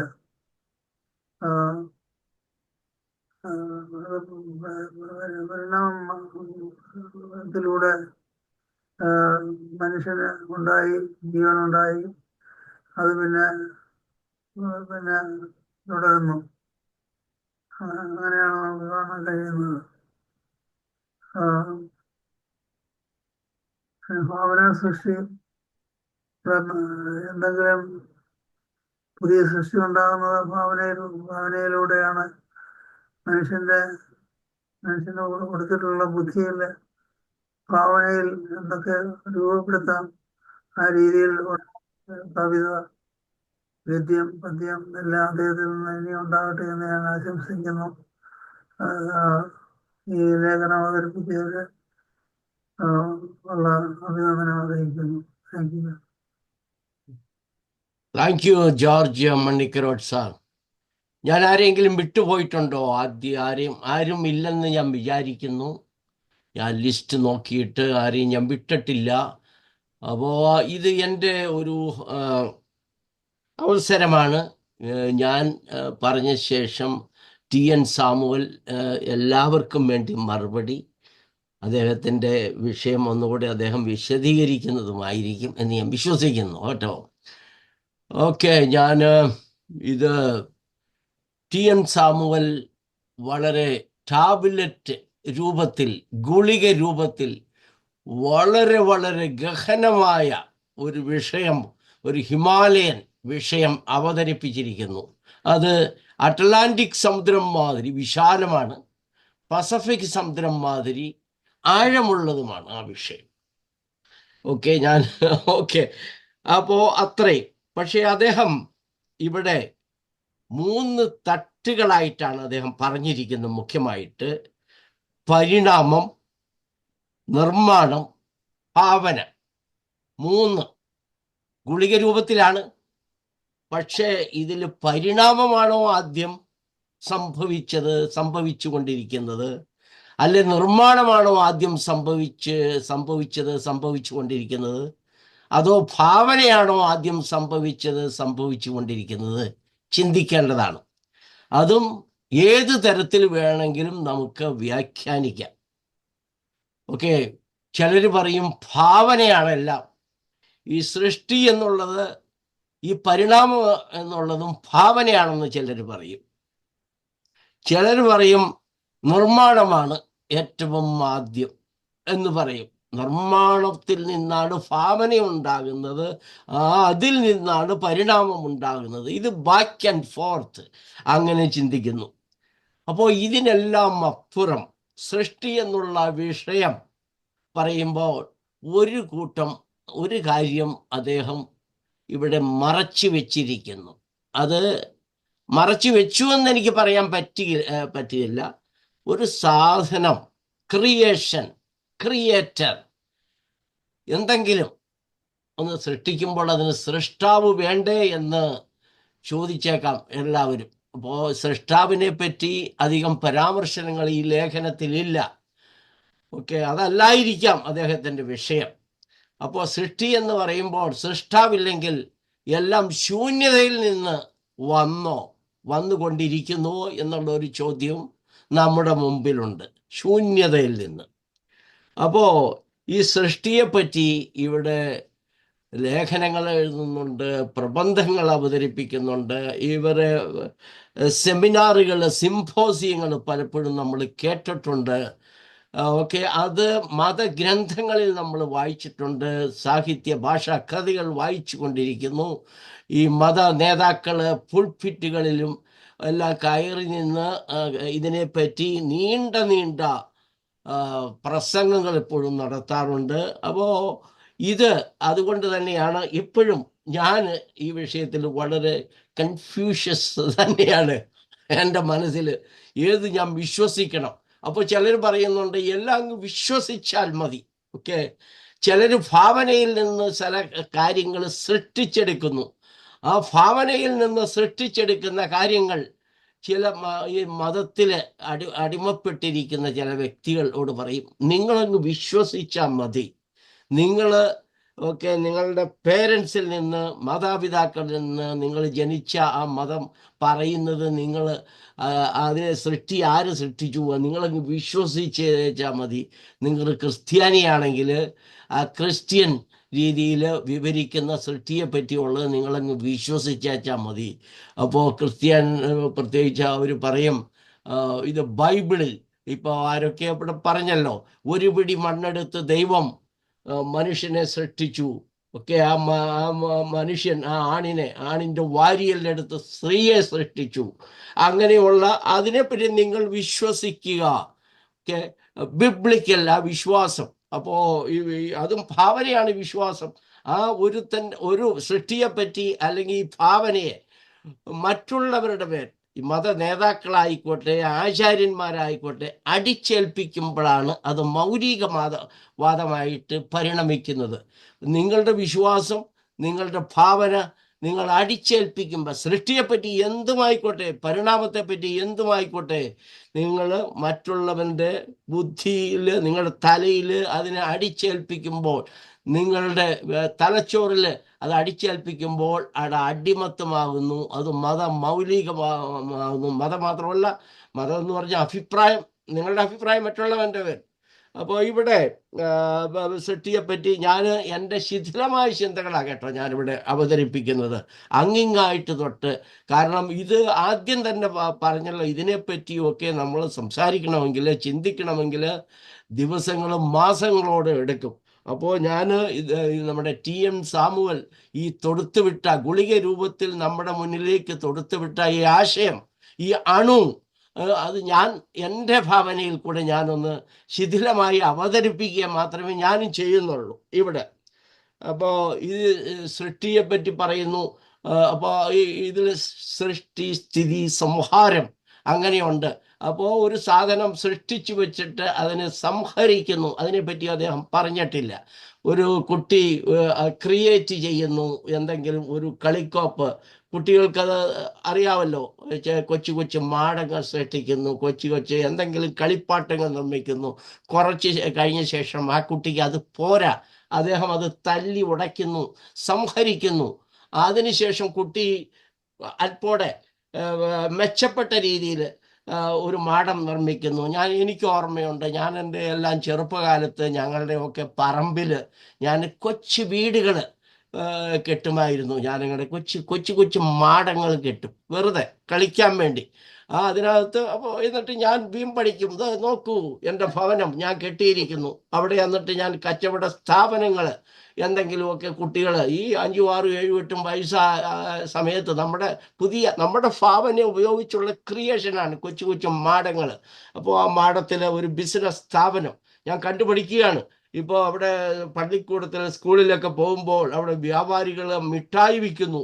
അപ്പോൾ എനിക്കൊരു ആഗ്രഹം, എൻ്റെ കൊച്ചു മനസ്സിൽ ഒരാഗ്രഹം, എനിക്കൊരു വ്യാപാരിയാകണം. ഞാൻ അവിടെ ഉടനെ എൻ്റെ ഭാവന ഉപയോഗിച്ച് ഞാനൊരു കൊച്ചു മാടം എൻ്റെ വീടിൻ്റെ മുറ്റത്ത് കെട്ടുന്നു. എന്നിട്ട് എൻ്റെ ഇളയ ആൾക്കാർ, നാട്ടിലുള്ള മറ്റേ കൊച്ചു കുട്ടികളെ, എൻ്റെ ആൾക്കാരും ഒക്കെ ഞാൻ വിളിക്കുന്നു. ഇത് വെറ്റില, ഇത് മുറുക്കാനുള്ളത്, ബീഡി, ഇതിന് ഇന്ന വില. അപ്പോൾ ചക്രമായിട്ട് പൈസയായിട്ട് അവർ തരുന്ന ചുമ്മാ കല്ലിൻ്റെ കഷ്ണങ്ങളൊക്കെ ആയിരിക്കും. അതൊക്കെ എനിക്കിപ്പോൾ TN ഇങ്ങനെ ഈ ഒരു വിഷയം തന്നപ്പോൾ ഇതെല്ലാം ഓടി വരികയാണ്. എൻ്റെ ചെറുപ്പകാലത്തെ കാര്യങ്ങളൊക്കെ ഞാൻ ഓടി വരും, സൃഷ്ടി. അപ്പോൾ അതിനെ ഞാൻ സംഹരിക്കുകയും ചെയ്യുന്നു. അപ്പം തന്നെ അതിനുശേഷം നമ്മളെ കാലങ്ങൾ, നമ്മളുടെ വയസ്സ്, പ്രായമൊക്കെ അനുസരിച്ച് നമ്മളുടെ ഈ ഭാവനയിലൊക്കെ മാറ്റം വരുന്നു, ചിന്തയിലും മാറ്റം വരുന്നു. ചിന്ത വളരെ പ്രാധാന്യമുള്ള കാര്യമാണ് സൃഷ്ടിയെ പറ്റിയൊക്കെ പറയുമ്പോൾ. ഏതാണെങ്കിലും ഈ പ്രപഞ്ചം ഇവിടെ പലരും പറഞ്ഞ മാതിരി അനന്തമജ്ഞാതം അവർണ്ണനീയം, ഈ ലോകഗോളം തിരിയുന്ന മാർഗം. അപ്പോൾ എല്ലാം ആനന്ദമാണ്, അജ്ഞാതമാണ്, അവർണ്ണനീയമാണ്. അപ്പോൾ അങ്ങനെയുള്ള ഒരു കാര്യങ്ങളെ പറ്റിയാണ് നാം എപ്പോഴും തേങ്ങ മാതിരി ഇട്ടുകൊണ്ട് പൊതിച്ചു കൊണ്ടിരിക്കുകയാണ്. ഇതുണ്ടല്ലോ, പണിഞ്ഞിട്ടും പണിഞ്ഞിട്ടും പണി തീരാത്ത വീട് എന്ന് പറയുന്ന മാതിരിയാണ് നമ്മുടെ ചിന്ത ഈ വിഷയത്തിൽ. എപ്പോഴും ഒരിക്കലും ചിന്തയ്ക്ക് ഒരറ്റമില്ല. എങ്ങോട്ട് പോകുന്നു അതും അറിയുന്നില്ല ഇപ്പോഴും. അപ്പോൾ നമ്മൾ ഇതിനെപ്പറ്റി, ഈ സൃഷ്ടിയെപ്പറ്റി ഇപ്പോൾ പറയുമ്പോൾ ഓരോ മതങ്ങളും, പ്രത്യേകിച്ച് ഈ ചിലർ പരിണാമത്തെ പറ്റി മുറുകെ പിടിക്കുന്നു, ചിലർ പരിണാമമല്ല. ഒക്കെ ചിലർ പറയുന്നു ഈ ആദ്യം ഈ നമ്മൾ പറയല്ലോ കുരങ്ങിൽ നിന്ന് മനുഷ്യൻ ഉണ്ടായി, അതുകൊണ്ട് നിങ്ങളുടെ ബാക്കിലൊന്ന് തപ്പി നോക്കുക, അവിടെ ആ കാണുന്ന ബാക്കിൽ കാണുന്ന ഇത് കുരങ്ങിൻ്റെ വാലായിരുന്നു, അത് നിങ്ങൾക്ക് വാലില്ലാതായി, അതിനുശേഷം വാലില്ലാതെയായി നിങ്ങൾ പതുക്കെ പതുക്കെ ഇപ്പോഴത്തെ രൂപത്തിലുള്ള മനുഷ്യനായി മാറി. ഇനിയും ഒരുപക്ഷെ നിങ്ങൾക്ക് കുറെ കഴിഞ്ഞ് കൊമ്പുണ്ടായി എന്നിരിക്കാം, നൂറ്റാണ്ടുകൾക്ക് എല്ലാം കഴിഞ്ഞ്. അപ്പോൾ ഇങ്ങനെ പരിണാമങ്ങൾ സംഭവിച്ചു കൊണ്ടിരിക്കുകയാണ് എന്ന് പറയുന്നു. പക്ഷെ ഇവിടെ ഈ ചോദ്യം, സൃഷ്ടിയാണോ ആദ്യം ഉണ്ടായത്, പരിണാമമാണോ ആദ്യം ഉണ്ടായത്, ഭാവനയാണോ ആദ്യം ഉണ്ടായത്? അപ്പോൾ എനിക്ക് എൻ്റെ ഒരു ചെറിയ മനസ്സിൽ എനിക്ക് തോന്നുന്നത്, നമ്മൾ ഈ ആദ്യം പറഞ്ഞ മാതിരി അനന്തമജ്ഞാനം അവർണ്ണനീയം, ഈ ഗോളമാർഗം, ഈ ലോകം തിരിയുന്ന ആ രീതിയിൽ ചിന്തിക്കുമ്പോൾ ഭാവനയാണ് ഇതെല്ലാം. സൃഷ്ടിയെപ്പറ്റി ഈ പരിണാമത്തെപ്പറ്റി ഒക്കെ നമ്മുടെ ഭാവനകളാണ്. അങ്ങനെ ആയിരിക്കണം എന്ന് കുറേ ആൾക്കാരൊക്കെ പറയുമ്പോൾ, ചില ശാസ്ത്രജ്ഞന്മാര്, പണ്ഡിതന്മാര്, പുരോഹിതര് എല്ലാം പറയുമ്പോൾ അവരുടെ ഭാവന നമ്മുടെ കൊച്ചു മനസ്സുകളിൽ ഒക്കെ സ്ഥിരപ്രതിഷ്ഠ ആയിക്കഴിഞ്ഞാൽ നമ്മൾ അതിലങ്ങ് വിശ്വസിച്ചു, അവരുടെ പുറകെ അങ്ങ് പോയി കഴിയുന്നു. പിന്നെ ഈ കൂട്ടത്തിൽ കണ്ടുപിടുത്തങ്ങളുമുണ്ട്. അപ്പോൾ ഈ കണ്ടുപിടുത്തങ്ങൾ സത്യത്തിൽ അത് പൂർണ്ണമായൊരു സൃഷ്ടി എന്ന് പറയാൻ സാധിക്കുകയില്ല. ഇപ്പം ആറ്റം ബോംബ് കണ്ടുപിടിച്ചു, അല്ലെങ്കിൽ നമ്മൾ വിമാനം കണ്ടുപിടിച്ചു, അല്ലെങ്കിൽ ഇലക്ട്രിസിറ്റി കണ്ടുപിടിച്ചു. പക്ഷേ അത് പൂർണ്ണമായൊരു സൃഷ്ടിയല്ല. മറ്റേതോ വസ്തുവിൽ നിന്ന് അതിനെ പരിണാമപ്പെടുത്തി, അതിനെ രൂപാന്തരപ്പെടുത്തി ശാസ്ത്രജ്ഞന്മാര് അല്ലെങ്കിൽ പണ്ഡിതന്മാര് ക്രിയേറ്റ് ചെയ്തതാണ്. എൻ്റെ മുമ്പിൽ ഇപ്പോൾ എൻ്റെ മേശപ്പുറത്ത് ഒരു സ്റ്റേപ്പിളർ ഇരിക്കുന്നു. ഓക്കെ, അപ്പോൾ ഇതിന് പലതുകൊണ്ട് ഈ സ്റ്റേപ്പിളറിന് സത്യത്തിൽ സ്റ്റേപ്പിൾസ് വേണം. ഈ മാർഗമുണ്ട് അപ്പോൾ അങ്ങോട്ടും ഇങ്ങോട്ടും കടമെടുത്തുകൊണ്ട് പുതിയ രൂപാന്തരം, ഇത് പരിണാമമാണോ അല്ല ഇത് ഏതാണെങ്കിലും ഇത് മുഴുവനായിട്ട് ഒറ്റയാളുടെ ഭാവനയിൽ വിരിഞ്ഞ, ഒറ്റ ശാസ്ത്രജ്ഞന്റെ ഭാവനയിൽ വിരിഞ്ഞ ഒന്നുമല്ല. എന്ത് കാര്യമാണെങ്കിലും നമ്മുടെ മുമ്പിൽ ഒരു കത്രിക, ഇപ്പം എൻ്റെ മുമ്പിൽ ഒരു കത്രിക ഇരിക്കുന്നു. അപ്പോൾ ഇത് ഒരാളുടെ ഭാവനയിൽ മാത്രമല്ലായിരിക്കാം. ആദ്യം കണ്ടുപിടിച്ചത് ഒരു കത്തി മാത്രമായിരിക്കാം. അപ്പോൾ വേറൊരാൾ ചിന്തിച്ചു കത്തി കൊണ്ട് ഇങ്ങനെയുള്ള കണ്ടിക്കാനേ പറ്റൂ. അപ്പോൾ രണ്ട് കയ്യിൽ എളുപ്പം നമുക്ക് ഇതിങ്ങനെ കണ്ടിക്കണമെങ്കിൽ കള്ളാസ് ഈ രീതിയിൽ വേണം എന്ന് വേറൊരു മഹാനുഭാവന്റെ മനസ്സിൽ ഒരാശയം ഉദിച്ചു. അത് കത്രിക രൂപത്തിൽ വന്നു. പിന്നെ അങ്ങനെ ഓരോ രൂപത്തിൽ ഇപ്പോൾ ഈ പറയുന്ന സൂം മീറ്റിങ്ങിൽ നമ്മൾ ഇവിടെ അറ്റൻഡ് ചെയ്തുകൊണ്ടിരിക്കുന്നു. അപ്പോൾ ആദ്യമൊക്കെ നമ്മൾ വീഡിയോ കോളിംഗ് ആയിരുന്നു. പിന്നീട് ഈ കോവിഡ് എല്ലാം വന്നപ്പോൾ ഇത് സർവ്വസാധാരണമായിട്ട് നമുക്ക് വെളിയിൽ പോയി മീറ്റിംഗ് കൂടാൻ സാധിക്കില്ല. അതിലപ്പുറം ഓരോരുത്തരുടെ വീട്ടിലിരുന്ന് ഓരോരുത്തരെ കണ്ടുകൊണ്ട് നമ്മൾ 100 പേരെയോ 200 പേരെയോ 1000 പേരെയോ ഓരോ പ്ലാറ്റ്ഫോമിൽ കണ്ടുകൊണ്ട് നമുക്ക് ഇങ്ങനെ സൂം മീറ്റിങ്ങുകൾ സംഘടിപ്പിക്കണം എന്ന് നമുക്ക് ഒരാളുടെ അല്ല പലരുടെയും ആശയങ്ങളാകാം. അപ്പോൾ അതേ രീതിയിൽ ഇവിടെ ഈ വെർച്വൽ മീറ്റിങ്ങിനുള്ള മാർഗങ്ങൾ സൃഷ്ടിക്കപ്പെട്ടു, കണ്ടുപിടിക്കപ്പെട്ടു. അപ്പോൾ അതിന് അങ്ങോട്ടും ഇങ്ങോട്ടും കടമെടുത്തിട്ടുണ്ട്. എങ്ങനെയൊക്കെയാണ് ഭാവന, സയൻറ്റിസ്റ്റിൻ്റെ ഭാവന, അങ്ങനെ പലതും. അപ്പോൾ ഞാനിത് ദീർഘിപ്പിക്കുന്നില്ല. അതാ ഞാൻ ആദ്യം പറഞ്ഞത്. ഇപ്പോൾ എൻ്റെ ഈ ഭാവന ഇതിനെപ്പറ്റി TN സാമുവൽ നമുക്ക് നമ്മുടെ മുമ്പിൽ അവതരിപ്പിച്ച ഈ വിഷയം, കാട് കയറി ഒക്കെ മല കയറാൻ പോലും ഒത്തിരി കാര്യങ്ങൾ എൻ്റെ മനസ്സിലേക്ക് നമ്മളെ എല്ലാവരെയും ഒക്കെ ചിന്തയ്ക്ക് ഒരു തരത്തിൽ വെടിമരുന്നിടുകയാണ്. അദ്ദേഹം പൊട്ടാസ് പൊട്ടിച്ചു കഴിഞ്ഞു ഇവിടെ. ഓക്കെ, ഒരു തരത്തിലുള്ള. അപ്പോൾ സംഗതി ഗുളിക രൂപത്തിലാണ്. ആറ്റം ബോംബും അങ്ങനെയാണല്ലോ. സത്യത്തിൽ ഒരു ഗുളികയാണ് ആറ്റം ബോംബ്. അമേരിക്കൻ പ്രസിഡന്റിന്റെ കയ്യിൽ ഒരു സൂട്ട് കേസ് ഉണ്ട്. ആ സൂട്ട് കേസിൽ എപ്പോഴും ആറ്റമിന്റെ ബട്ടൺ ഉണ്ടെന്നൊക്കെ പറയാറുണ്ട്. അപ്പോൾ തമാശ രൂപത്തിൽ. അപ്പോൾ ഫുട്ബോൾ നമ്മുടെ TN സാമുവൽ ഇങ്ങനെ ഒരു ചെറിയ ഒരു ഗുളിക നമ്മുടെ മുമ്പിലേക്ക് എറിഞ്ഞു തന്നിരിക്കുകയാണ്. നമ്മൾ ആ ഗുളികയുടെ പുറകെ ഓടിക്കൊണ്ടിരിക്കുകയാണ്. അപ്പോൾ ഏതാണെങ്കിലും ഇതേമാതിരിയുള്ള ധാരാളം ചിന്തിക്കാൻ വകുപ്പുണ്ടാക്കി തരുന്ന വിഷയങ്ങൾ മലയാളം സൊസൈറ്റിയിൽ എല്ലാ വ്യക്തികളും ഇനിയും അവരുടെ മനങ്ങളിൽ വിരിയട്ടെ. മിസ്റ്റർ TN സാമുവൽ വീണ്ടും ഇത്തരം വിഷയങ്ങളുമായിട്ട് നമ്മളെ ഒന്ന് ചിന്തിപ്പിക്കാൻ പ്രേരിപ്പിക്കും എന്നുള്ള വിശ്വാസത്തോടു കൂടി ഞാൻ എൻ്റെ അഭിപ്രായം ഇവിടെ സംഹരിക്കുകയാണ്. അതിനൊപ്പം തന്നെ ഞാൻ ഇന്ന് കേട്ട നമ്മൾ ഇന്നിപ്പോൾ 9 പേര് അഭിപ്രായം. അപ്പോൾ 9 പേരും വളരെ വളരെ ചിന്തനീയമായ ഗഹനമായ വിഷയങ്ങൾ പലതിനെപ്പറ്റി ഒക്കെ ഇതിനെ ഓരോ കോണിൽ നോക്കിക്കണ്ടാണ് ഇതിനെ അവതരിപ്പിച്ചത്. ശാസ്ത്രീയമായിട്ട് അവതരിപ്പിച്ചു. ഒക്കെ ഇപ്പം ഭാഷാപരമായിട്ട് സാഹിത്യപരമായിട്ട് ഒക്കെ മതത്തിൻ്റെ ആ വീക്ഷണകോണത്തിൽ അങ്ങനെ പല രൂപത്തിൽ നമുക്ക് ഈ 2 മണിക്കൂർ നമുക്കുണ്ടല്ലോ, ആ 2 മണിക്കൂറിനകം 1.5 മണിക്കൂർ അവതരിപ്പിച്ചു എന്ന് പറയാം. അപ്പോൾ ഇതിന് അവസരം ഒരുക്കി തന്ന മലയാളം സൊസൈറ്റിക്കും ഇത് ഇന്ന് ഇവിടെ വേദിയിൽ നമ്മുടെ സൂം പ്ലാറ്റ്ഫോം എന്ന വേദിയിൽ അവതരിപ്പിച്ച TN സാമുവലിനും നന്ദി പ്രകാശിപ്പിക്കുന്നു. ഞാൻ വിപുലമായ ഒരു മറുപടി പ്രസംഗത്തിനായിട്ട് നമ്മുടെ TN സാമുവലിനെ ഞാൻ ക്ഷണിക്കുന്നു. അതിനു മുമ്പ് എനിക്ക് 1 മിനിറ്റ് തരാം. 1 മിനിറ്റ്. Yes sir. ഞാൻ സുകുമാരനോട് ചോദിച്ചില്ലേ, നമ്മുടെ സുരേന്ദ്രനോട് ചോദിച്ചില്ലേ, ഇപ്പൊ ഇല്ല കേട്ടോ. അല്ല, അപ്പൊ ഈ നമ്മുടെ സത്സംഗം അല്ല സാരമില്ല, സത്സംഗം അതുപോലൊരു വാക്കാണ്, പുതിയതായതുകൊണ്ട്. അതുപോലെ നമ്മുടെ ഈ സ്രഷ്ടാവ് എന്ന് പറയുമ്പോൾ സ്രാവിന്റെ സ്രാവാണ്. ദയവായിട്ട് നമ്മൾ ആരും ഇനി ആ തെറ്റാവർത്തിക്കരുത്.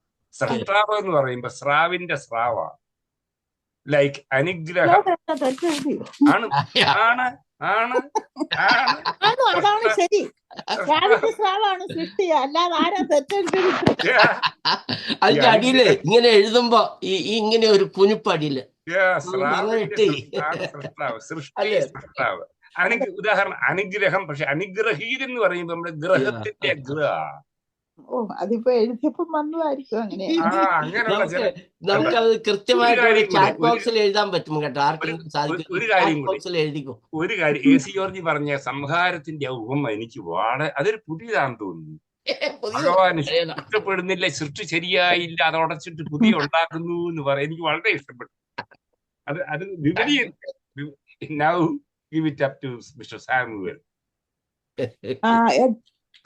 8 മിനിറ്റ് ഒഫീഷ്യലി സാമുവൽ സാറിനുള്ളൂ. പക്ഷേ അദ്ദേഹത്തിന് അത് മതി. അദ്ദേഹം വേണ്ട, കുറച്ച് സമയം മതി. ഗുളിക രൂപത്തിലാ. ആദ്യമായിട്ട് ഞാൻ വായിക്കാൻ ഉദ്ദേശിച്ചതുപോലെ തന്നെ ഇവിടെ ഇത് വായിച്ച എൻ്റെ പ്രിയ സുഹൃത്ത് ജെയിംസ് ചെറത്തിന് ഒരിക്കൽ കൂടി വളരെയധികം കൃതജ്ഞത രേഖപ്പെടുത്തുകയാണ്. അതോടുകൂടി തന്നെ ഞാൻ സന്തോഷവാനാണ്. വേറെ 2 കാര്യത്തിലും കൂടി എനിക്ക് സന്തോഷമുണ്ട്. കാരണം ഒന്ന്, എന്നെക്കാളും പണ്ഡിതരായ ആൾക്കാർ ഞാൻ പറഞ്ഞ കാര്യങ്ങളിൽ യുക്തിരഹിതമായ എന്തെങ്കിലും ഉണ്ടെന്നോ അല്ലെങ്കിൽ ഫാക്റ്റുകൾക്ക് നിരക്കാത്ത എന്തെങ്കിലും ഉണ്ടെന്നോ എന്ന് പറഞ്ഞ് കേട്ടില്ല. അതൊരു വലിയ സന്തോഷം തരുന്ന കാര്യമാണ്. രണ്ടാമത്, ഞാൻ സാധാരണ കവിതകൾ അവതരിപ്പിക്കുമ്പോൾ ഇത്രയും കൂലങ്കഷമായിട്ട് ആ വിഷയത്തെക്കുറിച്ച് സംസാരിച്ച് ഞാൻ കണ്ടിട്ടില്ല. അതിൽ ഞാൻ വളരെ അതിനൊരു ചാരിതാർത്ഥ്യമുണ്ട്. അതിലൊരു കാരണം ഒരുപക്ഷെ ഇന്നൊരു വിഷയം ഉണ്ടായതാണോ അതോ വിഷയത്തിൻ്റെ പ്രത്യേകത കൊണ്ടാണോ എന്നെനിക്കറിയില്ല. എൻ്റെ കവിതകളെക്കാളും കൂടുതൽ ആയിട്ട് ഇവിടെ അത് സംസാരിച്ചു കണ്ടതിൽ ഒരുപാട് സന്തോഷമുണ്ട്. ഇനി AC ജോർജ് സാറ് പറഞ്ഞതുപോലെ ഞാൻ കണ്ടമാനം പരത്തി പറയാൻ ഉദ്ദേശിക്കുന്നില്ല. എല്ലാവർക്കും കൂടെ അതിൻ്റെ ആ സൃഷ്ടി എന്ന് പറയുന്നത് ഒരു പക്ഷേ ആ തുടങ്ങിയ സമയത്ത് സ്രാവിൻ്റെ സ്രായ ആയിരുന്നെങ്കിൽ അത് പരിണമിച്ച് ഇപ്പോൾ ഇന്നത്തെ കാലത്ത് സൃഷ്ടിയെന്നും എഴുതിയാൽ അത് ഓക്കെ ആണോ ഇല്ലയോ എന്ന് അത് ഒരല്പം റിസർച്ച് കൂടെ വേണ്ടി വരുമെന്നാണ് ഞാൻ കരുതുന്നത്. എന്തായാലും ഈ സൃഷ്ടി എന്നുള്ള വേർഡ് കൊണ്ട് അതിനൊരു റിലീജിയസ് ബന്ധം ഉണ്ട് എന്ന് ആദ്യത്തെ ആ ടൈറ്റിൽ തന്നെ ഉണ്ടായി പോകും എന്ന് ജെയിംസ് ഒരു മർമ്മം എനിക്ക് കാണിച്ചു തന്നിട്ടുണ്ട്. സൃഷ്ടി യഥാർത്ഥത്തിൽ പരിണാമം ആ തരത്തിലുള്ള ഒരു സൃഷ്ടിയേ അല്ല. പക്ഷേ എനിക്ക് ഒരുപാട് സൃഷ്ടികളെ കുറിച്ച് പറയാനുള്ളത് കൊണ്ട് ആ ടൈറ്റിൽ സൃഷ്ടി എന്നിട്ടത് എന്ന് മാത്രമേ അതിലർത്ഥമുള്ളൂ. പിന്നെ നമ്മൾ ഇവിടെ കൂടുതൽ ആൾക്കാരും പലരും രാജു തോമസും എല്ലാവരും ഒരു സംശയം പ്രകടിപ്പിച്ചത് ഇതിനപ്പുറത്ത് ഏതാണ്ടൊക്കെ ഇല്ലേ ഉണ്ടോ എന്നുള്ള ഒരു സംശയം. തീർച്ചയായിട്ടും നമ്മൾ ഈ ലോകത്തിലെ ഒരു വളരെ ജീവികളിൽ ഏറ്റവും ഇങ്ങേയറ്റത്ത് ബുദ്ധിപരമായ വികാസം പ്രാപിച്ച ഒരു ജീവി എന്ന നിലയിൽ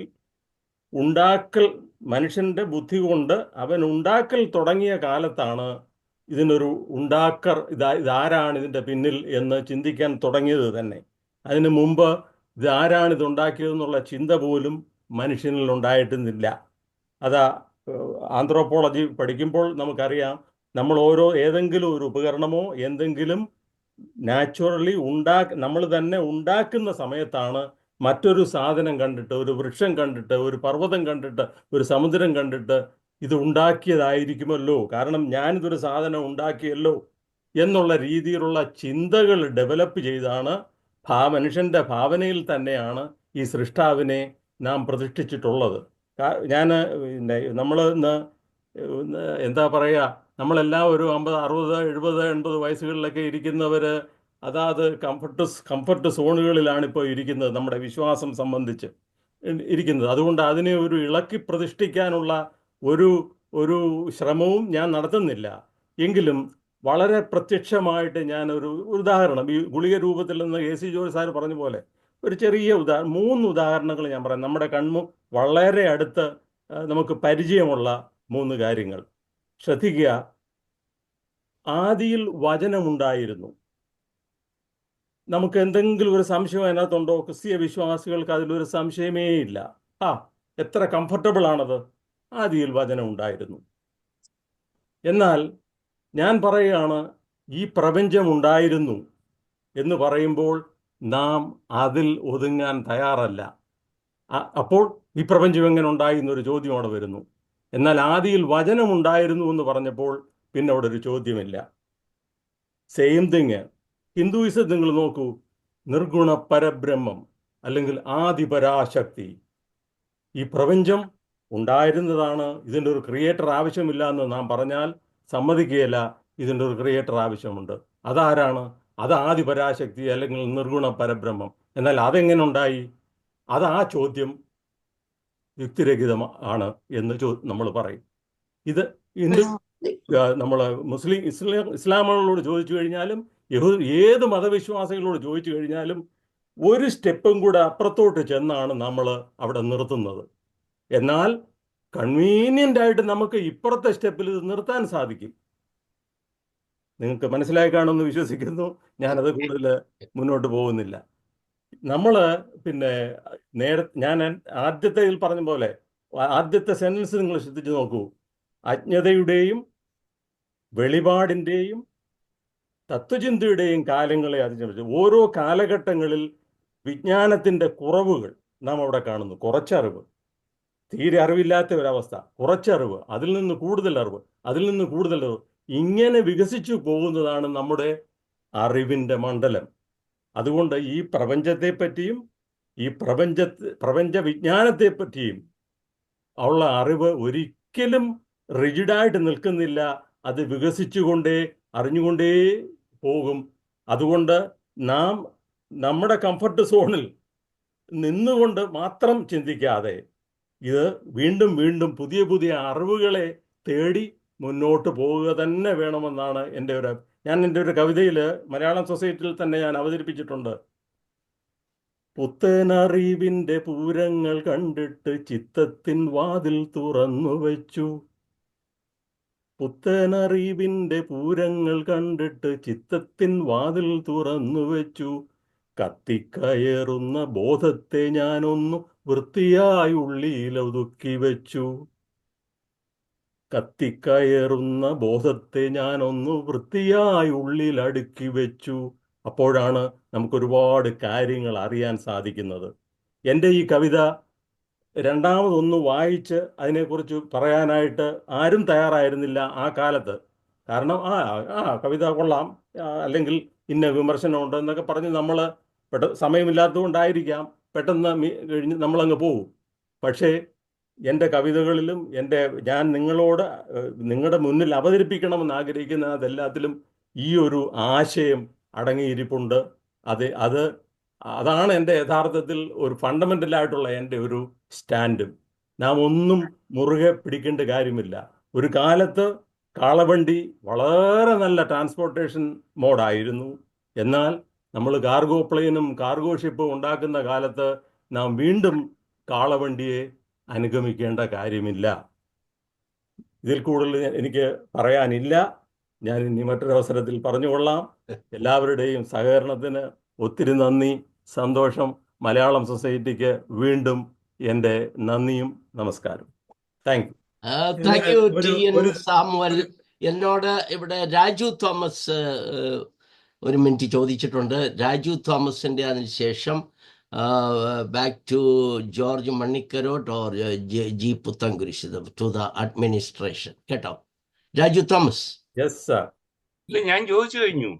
ഞാൻ രണ്ട് കാര്യം ചോദിച്ചല്ലേ ഇപ്പോഴേ? ഞാൻ ചോദിച്ചു കഴിഞ്ഞു. അല്ല, വേറെ എന്തോ ഇവിടെ ചാറ്റ് ബോക്സിൽ താങ്കൾ എന്തോ. ഇനി സമയമുണ്ടെങ്കിൽ 2 മിനിറ്റ് കൊണ്ട് ഞാൻ ഒരു കവിതയെല്ലാം പുതിയൊരു കവിത. അതാണോ ചോദിച്ചത്? ഓക്കെ.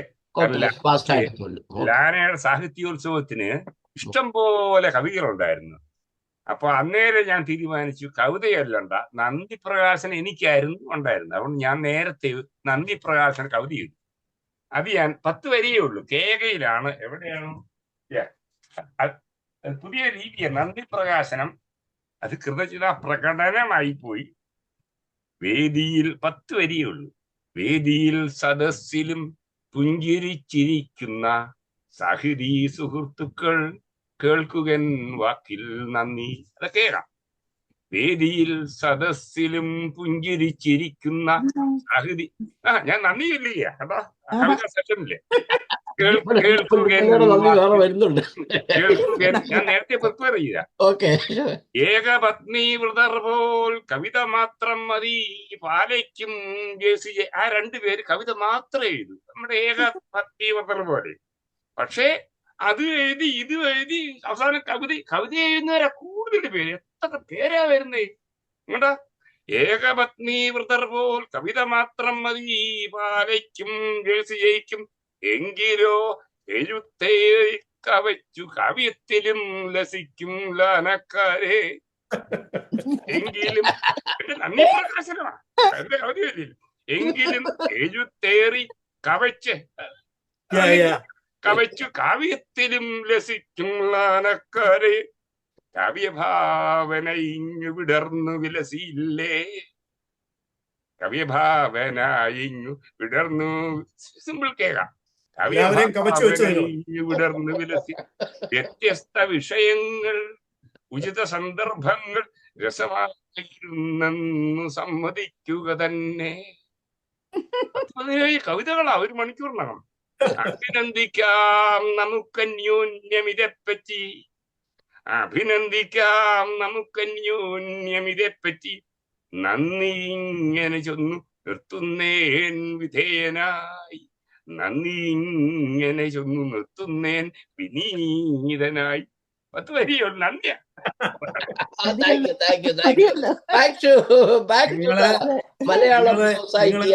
നിങ്ങൾ എല്ലാ കവികളെയും കവച്ചു വെച്ചു.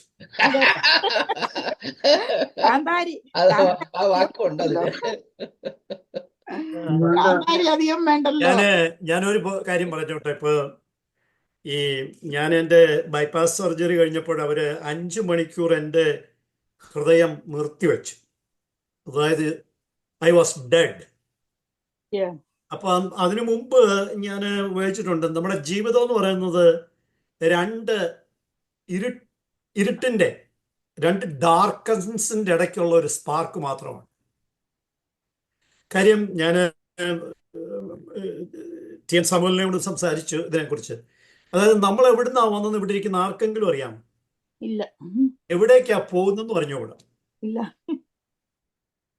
അപ്പൊ ഈ മനോഹരമായ ജീവിതം ഒരിക്കലും നമ്മളെ ഏതൊക്കെ തരത്തിലാണ് ഓരോരുത്തർക്കും ഇതിനെ ധന്യമാക്കാൻ കഴിയുന്നതെങ്കിൽ അതാക്കുക. അധികം ചിന്തിച്ച് പോയി കഴിഞ്ഞാൽ ഇതിനൊരു എത്തുമ്പടി എവിടുന്ന് വന്നു ഞാൻ എവിടേക്ക് പോകുന്നു, എവിടുന്ന് വന്നു ഞാൻ എവിടേക്ക് പോണു നീ, വിളക്ക് മരമേ വെളിച്ചം തരൂ. ജോർജ് പാടിയതാണ്. Enjoy the life, that is most important. അതിനകത്ത് നമ്മൾ സഹജീവികളോട് അവർക്കും ജീവിക്കാനുള്ള അവസരങ്ങൾ സൃഷ്ടിച്ചു കൊടുക്കുക. അവരെ ശ്വാസം മുട്ടിച്ചു കൊല്ലുക. We have disagreements, agree to disagree, but still let everybody express their opinion. Thank you again. ഞാൻ നന്ദി വാക്കിന് വേണ്ടി മിസ് പൊന്നുപിള്ളക്ക് വിട്ടുകൊടുക്കുന്നു. അല്ല, പൊന്നുപിള്ള ചേച്ചിയുടെ കവിതയാണോ? നന്ദി.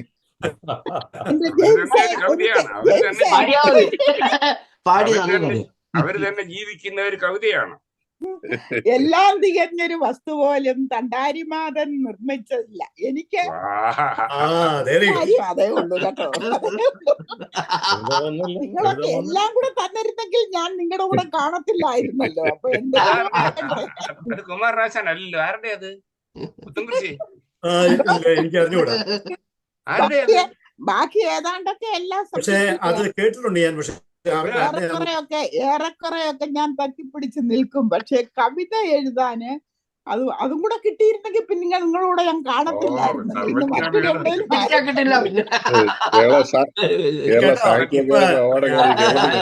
രാജു തോമസ് ആലപിച്ച കവിത എന്ന് പറഞ്ഞാൽ അദ്ദേഹത്തിന്റെ ഏറ്റവും ലളിതമാണ്. അദ്ദേഹത്തിന്റെ കവിതകൾ മിക്കവാറും സങ്കീർണങ്ങളാണ്. അത് വായിക്കണമെങ്കിൽ നിങ്ങൾ മഹാഗ്രന്ഥങ്ങളും ഇതിഹാസങ്ങളും ഒക്കെ വായിച്ചെങ്കിലേ അത് മനസ്സിലാക്കാൻ പറ്റും. ഇപ്പൊ തന്നെ പൊന്നിയുള്ള ഹൂസ്റ്റണിലെ മോസ്റ്റ് എസ്റ്റീം ലേഡിയാ. പിന്നെ കവിതയും കൂടെ പിന്നെ രാജു തോമസ് സാറേ, താങ്കൾ എന്തുകൊണ്ട് ഇങ്ങോട്ട് മൂവ് ചെയ്യുന്നില്ല? ഇവിടെ ഒരു കവിയുടെ കുറവുണ്ടായിരുന്നു. അയ്യോ, എന്റെ വീട്ടിലെ എന്റെ ലൈനിൽ തന്നെ ഒരു വീടുണ്ട്. 519 ഉള്ളൂ. 5 bedroom ആണ്. അയ്യോ, അത് കാണേണ്ടുന്നതാണ്. സ്വന്തം ഒരു മോഡൽ അമേരിക്കൻ പെണ്ണ് ഡിസൈൻ ചെയ്ത് ഉണ്ടാക്കിയതാണ്. ഞാനൊന്ന് കയറി കണ്ടു കഴിഞ്ഞ ആഴ്ച. 519 കേട്ടോ. ഇന്നലെ സുരേഷ് ഒക്കെ ഇവിടെ വന്നിരുന്നത് കാണാനായിട്ട്. അപ്പൊ ആ വീടുണ്ട് രാജു തോമസ് സാറിന്. അപ്പൊ സാഹിത്യകാരന്മാർ മേളിലൊരു 50 പേർക്ക് ഇരിക്കാവുന്ന ഒരു വലിയ ഹോളുണ്ട്. നമ്മുടെ മലയാളം സൊസൈറ്റി മീറ്റിംഗ് അവിടെ ആക്കാം. നിങ്ങളുടെ കൂടെ നിൽക്കാനുള്ള പൈസയൊന്നും എനിക്കില്ല. എന്നാലും അല്ല, അത് തെറ്റായ ധാരണ കേട്ടോ രാജു തോമസ്. സഹകാരത്തന്നെ കണ്ടപ്പോ ഞാൻ ഓടിച്ചെന്ന് കെട്ടിപ്പിടിച്ചു കേട്ടോ. I was very glad to see Raju Thomas. അത് നിങ്ങളുടെ തെറ്റായ ധാരണയാണ്. നിങ്ങളുടെ അവിടെ ഉള്ള മനോഹരമായ ഹർമ്മ്യം വിറ്റ് കഴിഞ്ഞാൽ അതിലും വലിയ മനോഹരമായ ഒരു ഹർമ്മ്യം ഇവിടെ മേടിക്കുകയും ബാക്കിയുള്ളത്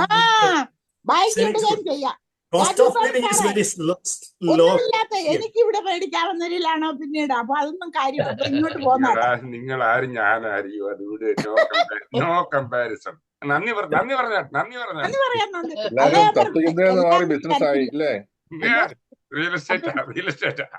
കവിത ഞാൻ എഴുതാറില്ല. അത് ഇവർക്കൊക്കെ വിട്ടുകൊടുക്കുന്നു.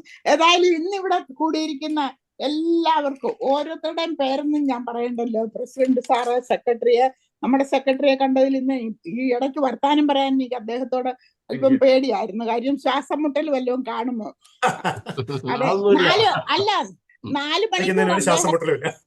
4 മണിക്കൂർ അദ്ദേഹത്തിന്റെ ഹാർട്ടും ലങ്ങും ഒന്നും വർക്ക് ചെയ്യുന്നില്ലായിരുന്നു. അന്നേരം ഹാർട്ട് ലങ്ങും മെഷീനും ആ മെഷീനാണ് ആ പ്രവൃത്തി.